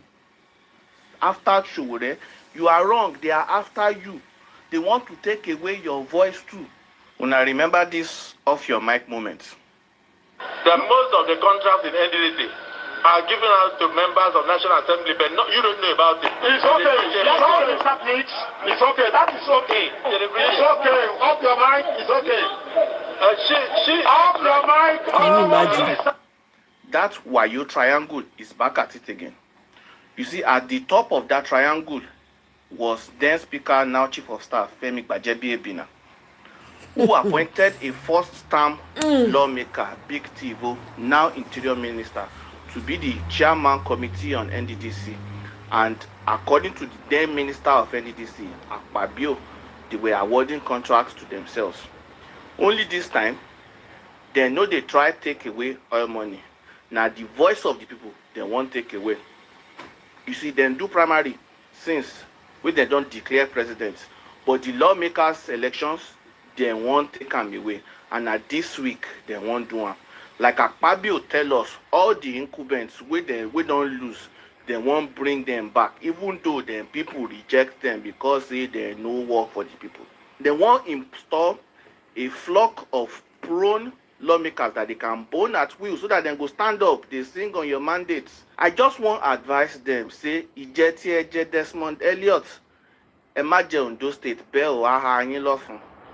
Don't bring your Lagos Desmond Elliot way to those states. You should go back to history and read what happened in 1951. Read what happened in 1979. Read what happened in 1983. Tinubu himself should go back and read his own history with Ondo State. But then I digress. President Tinubu is trying to Showore, and we cannot allow him.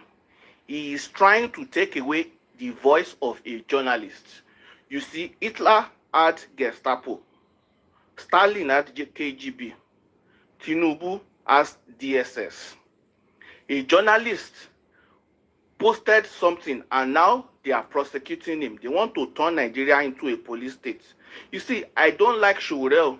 I am an APC member. I think Showore is Mr. Bombastic, selling nothing fantastic, but he has a constitutional freedom of speech that they are trying to take away with their cyber security law. And if you think they are after Showore, you are wrong. They are after you.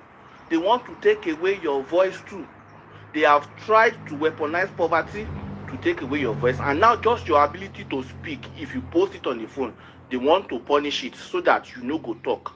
You have to understand that the greatest tool in the hand of the oppressor is the mind of the oppressed. So in as much as you no give up, then no feel win. And we are not powerless. All of us can post exactly the same thing that Showore posted, and I will read it out. This at official ABAT actually went to Brazil to state that there is no more in capital corruption under his regime in Nigeria. What audacity to lie. It is a shame that because of these words that I just read out, a journalist is being deprived of his liberty. He is in Kuje prison right now. If all of us, including the people where they follow Showore go court, post these same words for our social media page, Instagram, Twitter, or X, Facebook, then no fear arrest all of us. Make the people who go in court case on Tuesday, June 30, post them and go and present themselves to the DSS with their posts. They need to expect resistance until they respect existence. Our voice must not be silenced. The voice of the youth, who are the ones who communicate the most on social media, must not be silenced. And every time they try to use this same Gestapo-like law to incarcerate youth, all of us can have a standard operating procedure. Once they carry person for waiting in post, all of us have go post time, make them come carry all of us. We have to stop it. The voice of the people, just like in the APC primary, must be heard. The voice of Showore must not be silenced. And all of you, Peter Obi, Atiku, post this same thing too. Oseni, activism is not only on TV. Post it. They cannot arrest everybody. We have to show defiance a luta continua victoria asata. They cannot silence us. Thank you.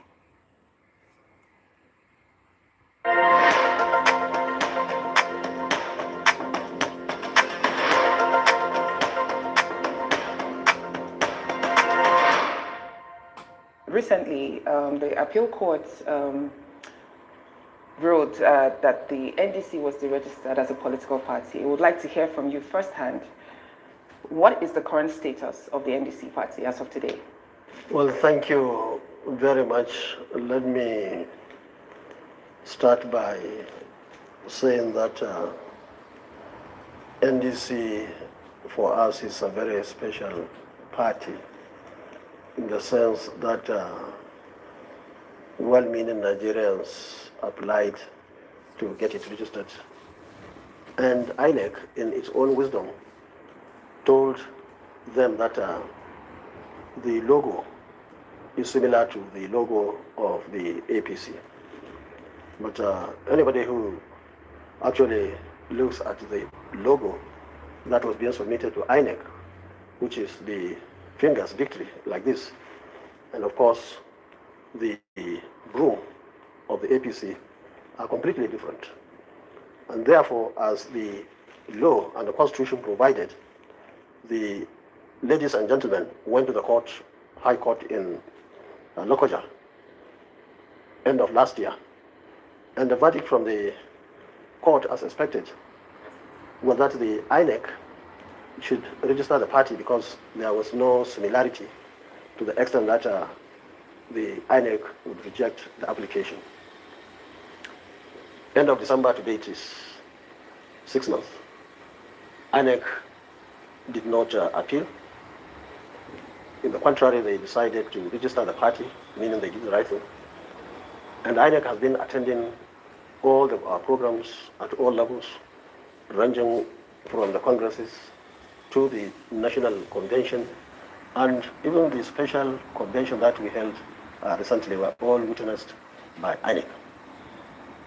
To our disappointment, we only heard that a group that applied for registration also with INEC, which was rejected, went to the same court, to the same judge, and requested that our party should be deregistered. And it was a very huge shocker to us as members, and even other well-meaning political parties, our brothers and sisters within and outside the country.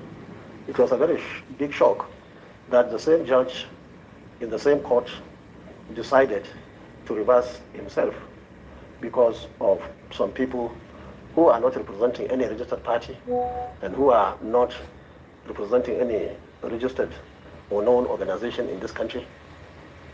Just from the blues, the same judge decided to reverse himself. As law-abiding people in this country, what we decided, of course, is to go to court as soon as possible, I believe, this coming Monday, to make sure that the stakeholders are being asked to stay any action and, of course, appeal so that the registration would be restored. So this is the opportunity to appeal to our supporters across the country and beyond, especially the young men and women who are in the NDC, our supporters in Concorsia and obedience across the country, to wait, because we believe that reason will prevail.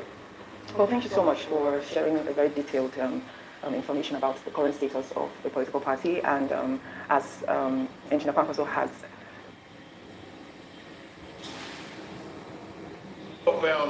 of trying to unsettle the political parties. And it can't happen without the interest of those in power. I have watched severally when the chief of staff said that go there and scatter them in ADC. I've watched when he attended the Jida Leke Abejide's party, your wife's birthday's party. Let me tell you something clearly. We need to look at the historical antecedent of what has happened to P2B. It happened in Labour Party. He went to ADC. Whatever judgment that happened in ADC was orchestrated as a result that he was there. And when he left there, yes, there's no choice. They must take a full course. And then we knew this long ago Peter has said it, Peter have said it, that they will come for him in NDC, and they did. They are so predictable with people. Let me tell you the clear thing that the lawyer really explained what has happened, and let it sit there. But the clear matter is that even if your logo, I've had this instance where parties in the past, as chairman of Inter Party Advisory Council, have conflicting mottos, slogans, and logo. And the Independent Electoral Commission, which is the regulator and the registrar, is not an administrative function of managing political party in Nigeria. We write to them and say this and this you must do, this and this you must change, and simple procedure will take place. In this case, the PNP is not a registered political party or an association as far as I'm concerned. So if you are not a registered political party, what right do you have to say the party that has gone through the processes and have been registered and is now functioning as a political party is using your logo? How is that your logo? When there's already a court judgment in place, when you were not necessary party, you can't be the judge cannot say the people, PNP and its associate are necessary party when they were not the party at the court of the first instance where the judgment was given. And what injury would the PNP suffer when this judgment was given? They are not a political party. Their members are not going to defect from their own party to the NDC because their logo was used.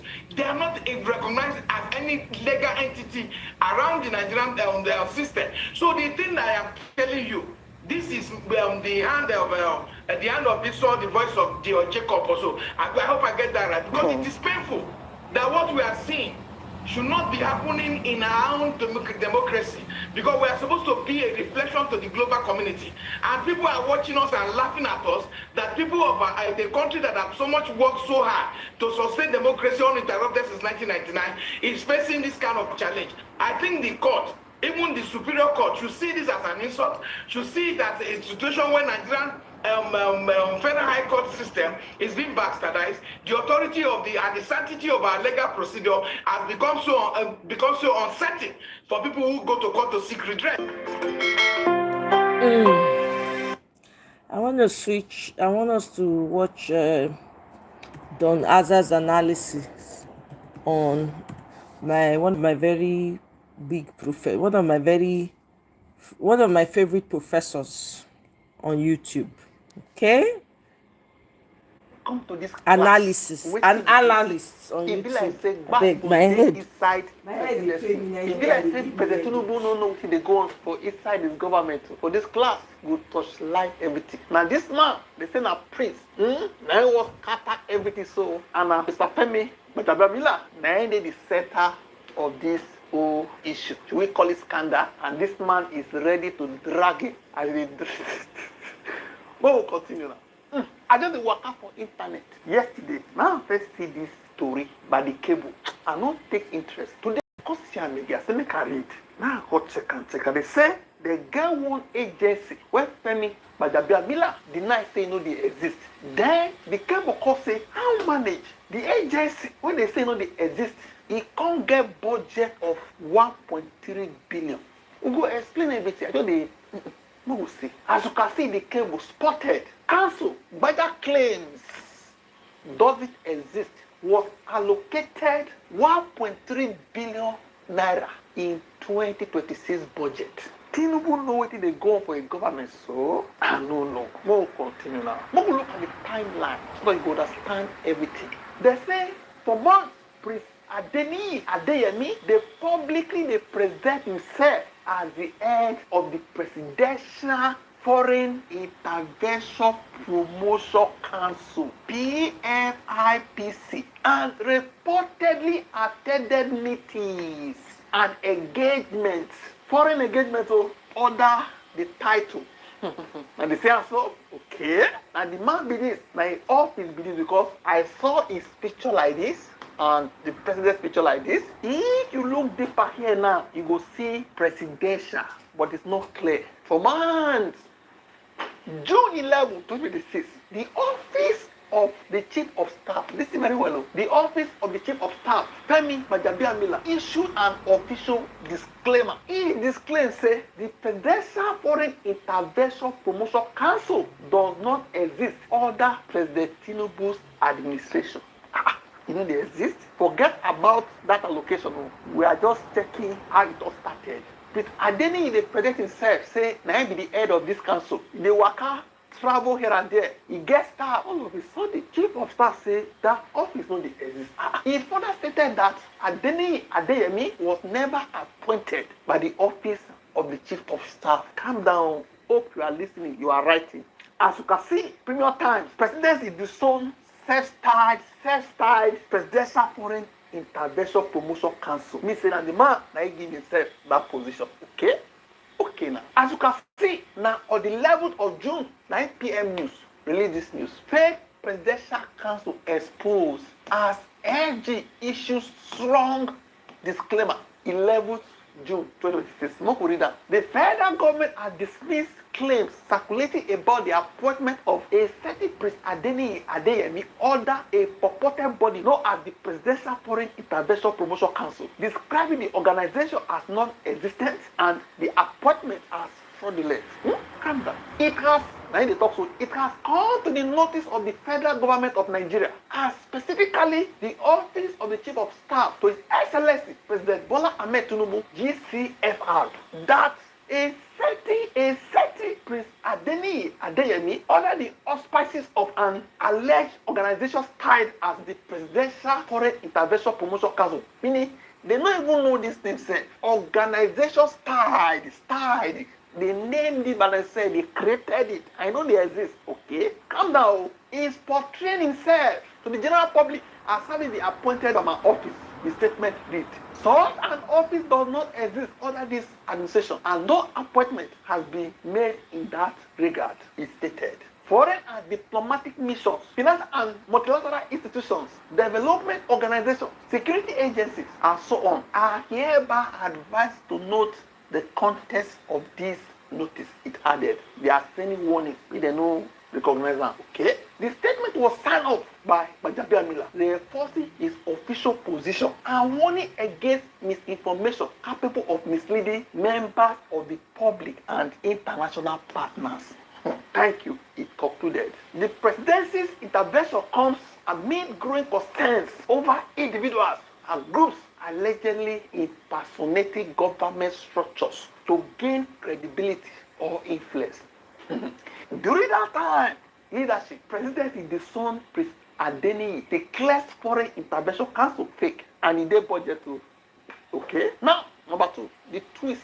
Now, so, as you can see, the Guardian, 13th of June, remember that press statement was 11th of this month. 13th of June, policy experts charged Gbajabiamila over PFIPC disclaimer, over the council's disclaimer, side budget allocation. What it call happen? How manage una budgeted for this council? Una cause say no dey exist. The person where the head no dey exist. The council no dey exist. And una budgeted for the council. And the person where the head una say una no appoint am. And the person una appoint am no be dream o. The disclaimer immediately sparked questions. Listen o, after people began checking the 2026 Appropriation Act, that is the budget. The budget reportedly contains an entry under the presidency titled Presidential Economic Advisory Council, Presidential Foreign Intervention Promotion Council. As you can see here, number 18, this number, Presidential Economic Advisory Council / Presidential Foreign Intervention Promotion Council. They call. Okay, the listed allocation is this amount. If you break it down, personnel, now this amount, 802 million for personnel, salary, overhead, stationaries, fuel, other things, 200 million. Capital projects, 300 million. Now say I did spend our money, and they say the agents no exist or the council no exist. And they tell us say Nigeria no get problem of revenue. Now the loopholes. Now they see so no be rumor, it dey everywhere. Let's see what Adeniyi call respond. Now there the meat of the story day. On June 26th, yesterday, Adeniyi addressed a press conference in Abuja. He rejected the presidency's disclaimer. He claimed the council maintained accounts. Council where they say they exist. If they talk say this council get accounts with the Central Bank of Nigeria. President Tinubu knows they go for his government, so I ask again. He claimed the council operated from office space at the Federal Secretariat. Now the hearing, so they give location. He claimed the office of the head of the civil service of the federation approved over 300 staff for the council. Over 300 staff for the council. They say they know they exist. Himself and the 300 staff. Jesus. He argued that if these records exist, they are difficult to reconcile with the presidency statement that the council does not exist. Say, if you say the council only exists, how many say we get accounts with the central bank? We get office space, we get 300 staff. How manage? And at the head of the civil service, may I approve them? They even budgeted for this office. Which evidence may I want again? But what could they make the chief of staff for the city when they exist? Now, a press statement be this. You can say press conference addressed by Priest Adeyemi Matthew. A long way. You want to read? You can see whether it Zuma. We'll pick some of the read, okay? You can pause and read. Okay, let me do it like this. You can pause and read. Okay? Let me scroll up. Take it up. You can pause and read. Let me move it up. Okay? Now let me go to this other side. If you are interested, you can read all these documents. The internet. They are not classified information. Censor. Okay? See part of it. Now censor. Now we will pick some part where they striking. In short, now he even bold themselves. You can see here, he bold these ones. He bold them. May they see, say, he they bold or wait till they talk. You can see, he bold them. We'll go read them. We'll read the first one. You can see here, on the 11th of June 2026, Honorable Olufemi Akin Gbajabiamila issued a disclaimer distancing the office of the Chief of Staff to the President from the Presidential Foreign Intervention Promotion Council, PFIPC, alongside the Presidential Economic Advisory Council, PEAC. Honorable Femi Gbajabiamila, who is supposed to be the Chief of Staff to the President and also the administrative gateway to the presidency, can make such an administrative error by allowing the President to sign a document with a fake agency in it. He should possibly resign his appointment now. He should possibly resign his appointment now. He continued. Let's assume for 1 second that all what the Chief of Staff published were right. That the agency does not exist, okay? Then how did the agency's name get into the 2026 appropriation budget pages 50 and 51? This one too. Another one is bold. My distinguished media practitioners, why do questions persist regarding administrative processes, budgetary lines, and institutional communications allegedly connected to this agency if it does not exist? The same acclaimed non-existent agency have domiciliary account, pounds account, and treasury single account, all domiciled in Central Bank of Nigeria. So what Chief of Staff is telling Nigerians is that the CBN governor with his pedigree, okay, together with his 4 deputies, 16 capable directors, and 5,300 staffs are clueless to not have detected a fraudulent document for opening of accounts. Is it even possible to open an account with fictitious documents in Commercial Bank of Nigeria today? Talk less of Central Bank of Nigeria. Please note that the process of opening an account with CBN starts from Office of Accountant General of the Federation. Therefore, COA is telling the Accountant General of the Federation, who possess necessary qualifications and experience of 30 years, is post of directors, deputy directors, assistant directors, and other professional experts in his office are sit-down civil servants, not to have detected forged document. Chai, Omaseo, any agboju, ekuli, kojo, ani. This one I call Emi local. Now our turn.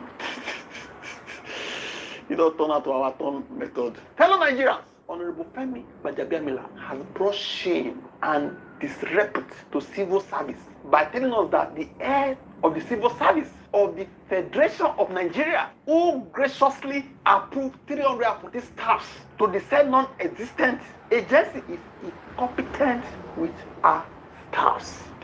Please, I think you don't measure CBN, so you don't measure Akata General, you don't measure civil service. So 3, say all these ones, they be olodo, because for this office to exist, all of them must be involved. Another way bold, now I want to put this out for clarity's sake. Listen, now I want to put this out for clarity's sake. The major rationale behind the disagreement, listen, between myself and the chief of staff is because he allegedly requested 48% of the take-up grant, which is 27 billion 395 million 510,136 naira from the same agency which he denies exists, to which I rejected. When he made the request, allegedly, I rejected it. After he collected a total of 400 million by proxy, with remaining balance of 200 million to secure the said appointment. Are you saying you paid for the appointment? There's still balance of 200 million. Is there everywhere? Hey, go to the internet, you will see, and just Google. I therefore passionately appeal to our father, President Bola Ahmed Tinubu, GCFR, for the immediate establishment of an independent investigative panel to examine the mysterious death of Mr. Babatunde Tanimola, who is the intermediary between myself and Chief of Staff, who police claim he died through fire accident at an hotel in Otako, Abuja, on the 22nd of October, a day after CSO petition was received by the police. What could it be this?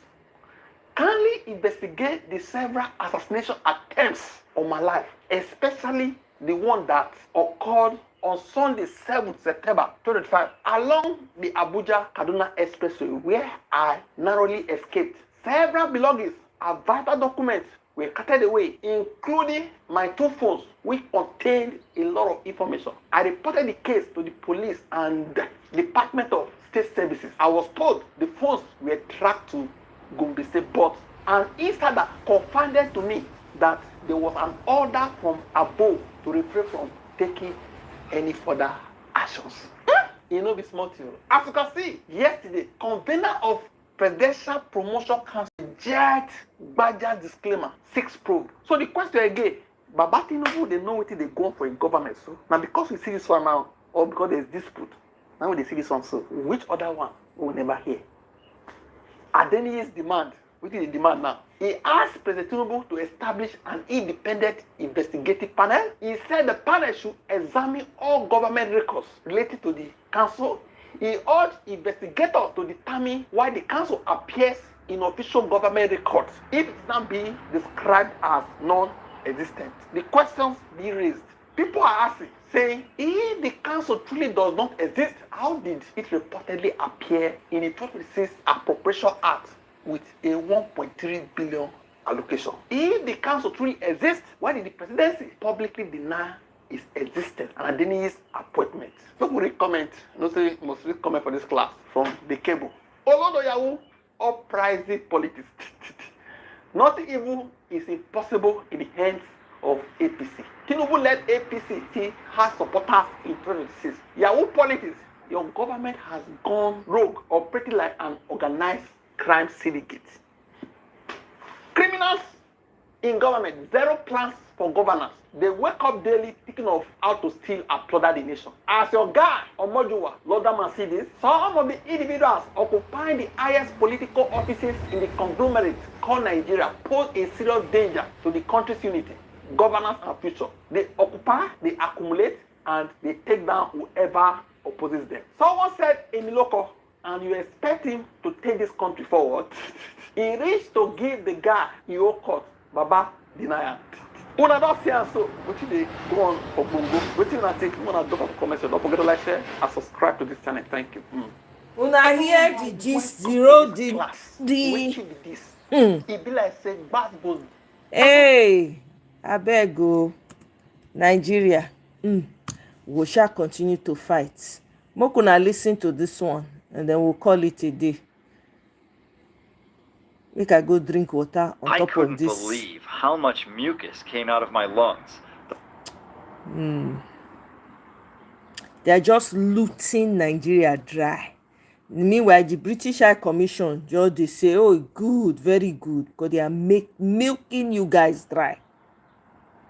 This will be a short one. Come, it be like say Tinubu supporters or people who want to go from Tinubu. People who want Tinubu say, I am still with you. The only way to prove that, not to douse his fear of Obi. People like say they don't study Baba or say, he dey fear this man. For this class, I go prove him. I go prove him. If I say, I know say I get more than 32 governors. I know say I get 6 structure. This guy, I still dey fear him. Because now only they know what they see for 2023. The result when they see, now only APC and INEC, now they know what they see when they call this year. Come. Una see this case, when one lawyer go far against NDC, now the paper be this so court paper. Look at it very well. You know when they date time, it was dated on the 4th of May. Calm down. And filed on the 5th of May. When did Peter Obi join NDC? He joined the NDC 3rd of May. Immediately the following day, people don't know. Some people went and started drafting court paper to challenge the registration of NDC. They can't go fire 5th of May. You know the funny thing? The party, PNP, when they talk say that they fight for, it's not even in existence. You can't even call it a party. You know, for law recognizes entities. You be an entity. I am an entity because I have a name. I have a birth certificate. You are an entity, not to law. You are a citizen. The same thing with limited liabilities. You have to register it. Once you register it, the government will give a life. For instance, say UJK Nigeria Limited. They are giving it life. It's not an entity, not to law. Each one will form a party, say like APC. Before it was formed, it's like something that has not been born. It's just like a child. You are single, you are a barrister, you don't get children. Let's have to say your children, they're the other side. They never enter this world. They are not in existence. So before APC was formed, it was not in existence. If you want born pikin today, they say they get miscarriage. It means say that child never came into existence. You don't get name. It's not known to law. Once APC was registered, they don't give her life. Once PDP was registered, they don't give her life. The same thing with NDC. Once it was registered, they don't give her life. They don't burn her into existence. This one, this is now 250. Now they try to burn out. They don't get miscarriage. It not come into existence. It know they exist. How something will know they exist?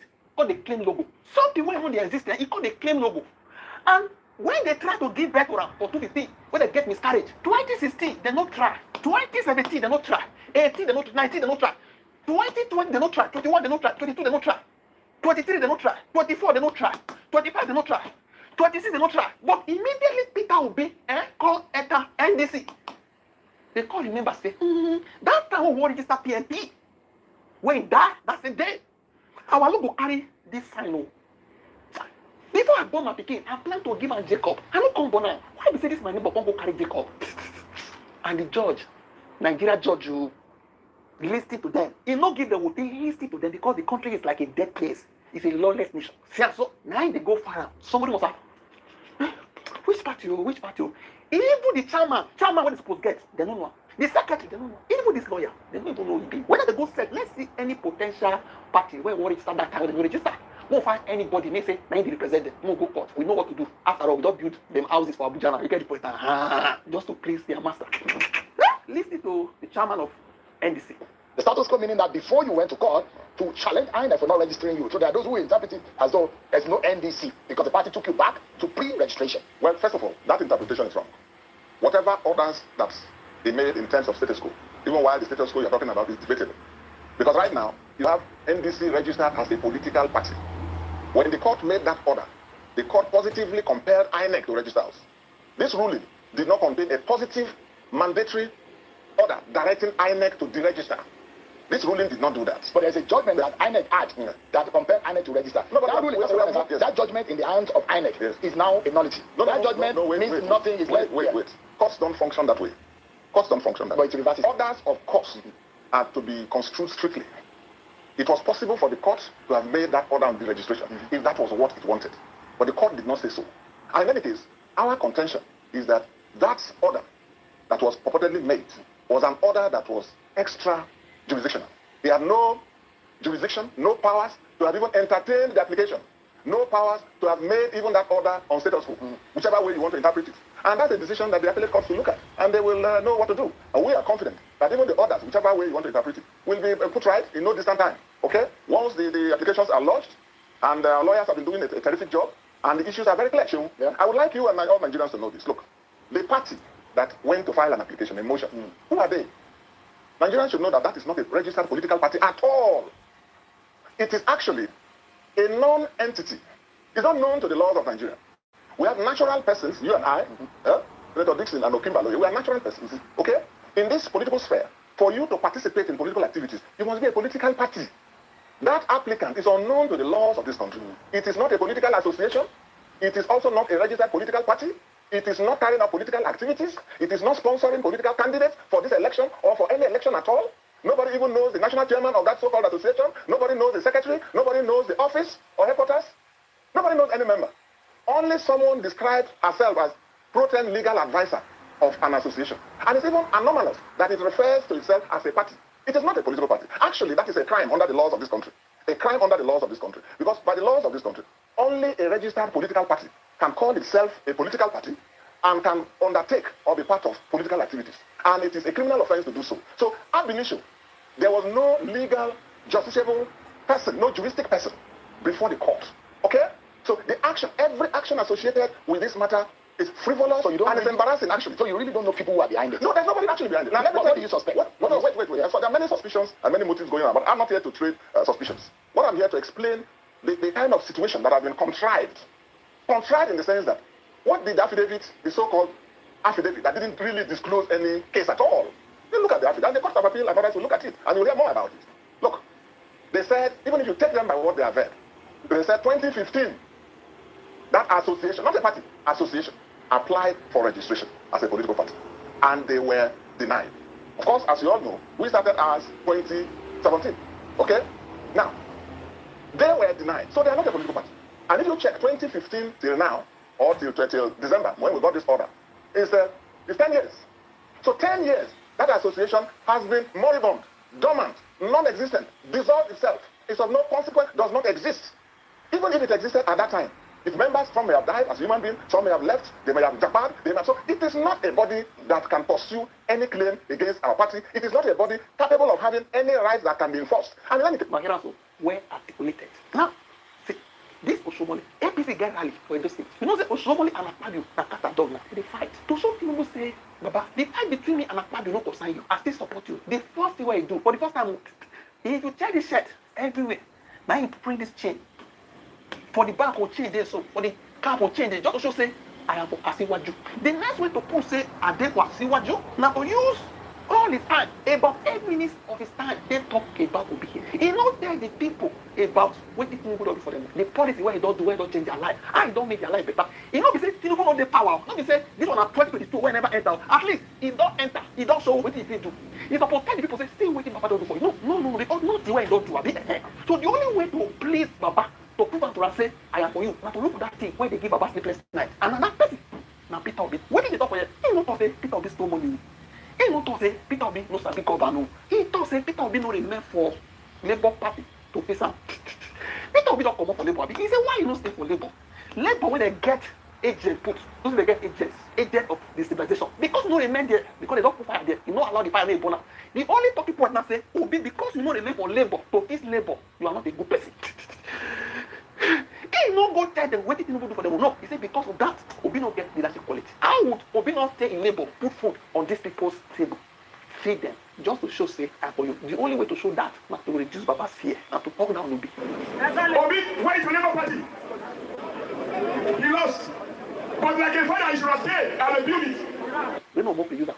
God appointment. And if you just talk about Obi, you go reduce bad fear. Concerning 2027, we don't say they don't plan many things, but the only person where they fear na Peter Obi. They don't water for ballot set. And if you enter that ballot, even one of his aides today was interviewed by Shehu. He thought they know the fear Obi again. They don't believe they go win Lagos again. They no go win before because they know what to do. They know that they get INEC now. They know what to do. That is what is giving them confidence. So this club, they say, if you want please Baba, reduce his fear, bounce his. You go talk about Obi or go swam, talk down, attack him with go get appointment. You go show say you love him because if I share something, you help me. You know, say you are helping me now. What do you think? Come and drop up a commission. Don't forget like share. I subscribe to this channel. Thank you. Check this out. This is how I can afford this Jeep Wrangler. I was paying $243 for my brand new Jeep for insurance coverage. You can see the breakdown right here. And now... My people, now so we have to keep Nigeria not fit fall in our own lifetime. So I guess there's another video that I want to share before we call it a day officially. Okay, here it is. I don't know if I shared this video before. I'm not sure I did, but let's take a listen. Hello, Nigerians.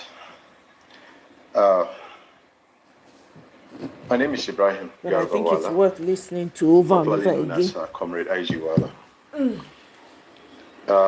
It is sad that Nigerians, at this point in time, we have no solutions, not a single solution to our problems. Sincerely speaking, I don't know. These few days, Nigeria has been something else. We all know the situation we're in. No matter how you get frustrated and you think you want to ignore, you can't even ignore. You think you want to just take your eyes or your mind off what is happening tonight in Nigeria, you just can't help it.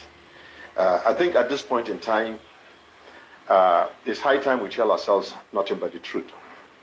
First and foremost, on daily basis, Nigerians we do manage to see if we can have a little hope. But sincerely, we are totally hopeless. And the state of hopelessness that we're in is something that I think is not just few individuals that will be putting our hopes on. Sincerely speaking, what the country is in, we must all come out, not just be on the streets. We must force those in authority to take the right decision and immediate action. If they cannot do that, we call on National Assembly to compel the president to step down.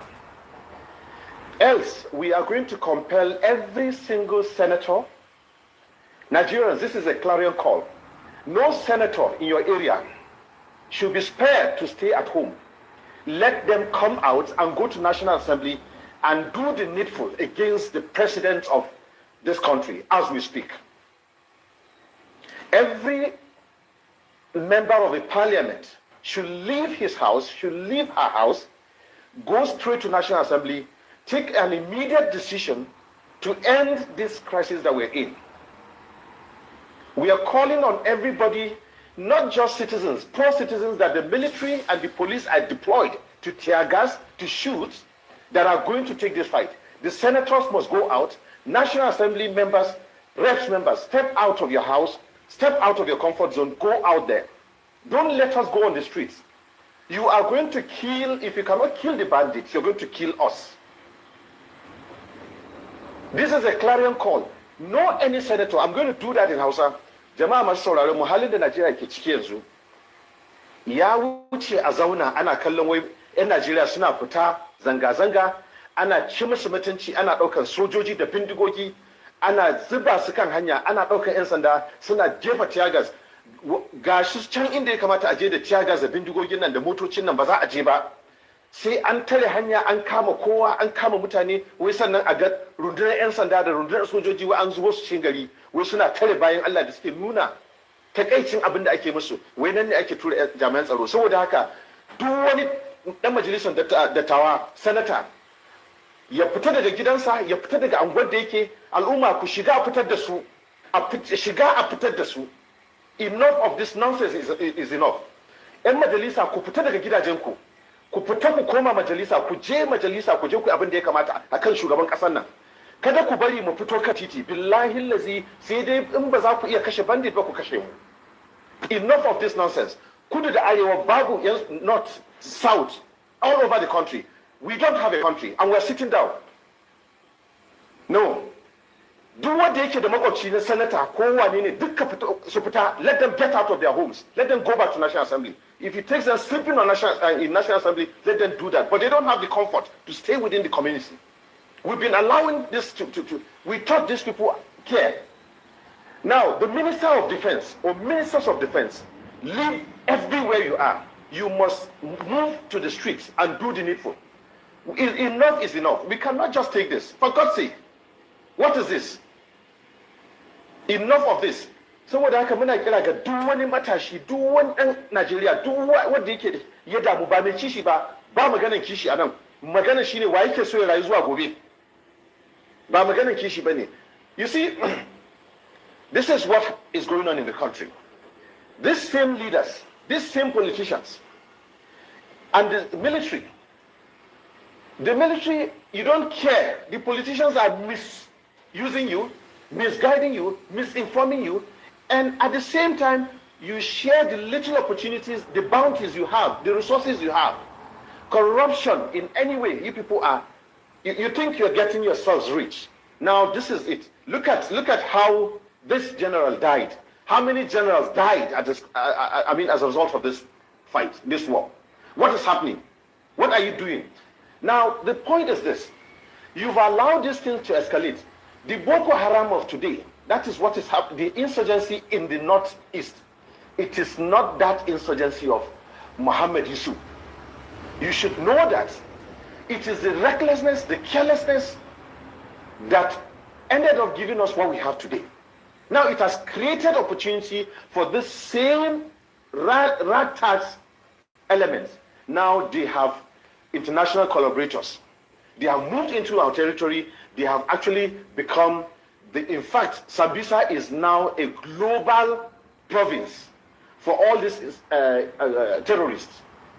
Yes, the same way the Northwest is now another, let me say, is another hub where every terrorist within the Sahel is now taking comfort or taking refuge. Now the point is this: we must not agree that this same carelessness should continue. These guys are out. These guys are hunting us like rats. Anywhere citizens are, these guys are picking. No, we are not agreeing with this. It's enough. It's enough. It's enough. We are coming on the street. We are calling on no senator. I repeat this because these people in National Assembly are not. Look, that National Assembly does not belong to few people. It is for Nigerians. That building is meant. That is the Anglican code of democracy itself. That is where democracy is hinged on. We should not allow anybody to take National Assembly to become their business center where they make money without doing anything. We must chase these people from the comforts of their homes back to National Assembly until they do something. We are saying no to that. This is the angle of protest that I personally am going to put. Anywhere you see, in the Majalisa, if you see a senator or a rest member, chase him out of that environment. Let him head straight to an environment where, yes, he has to go back and do his work. Please.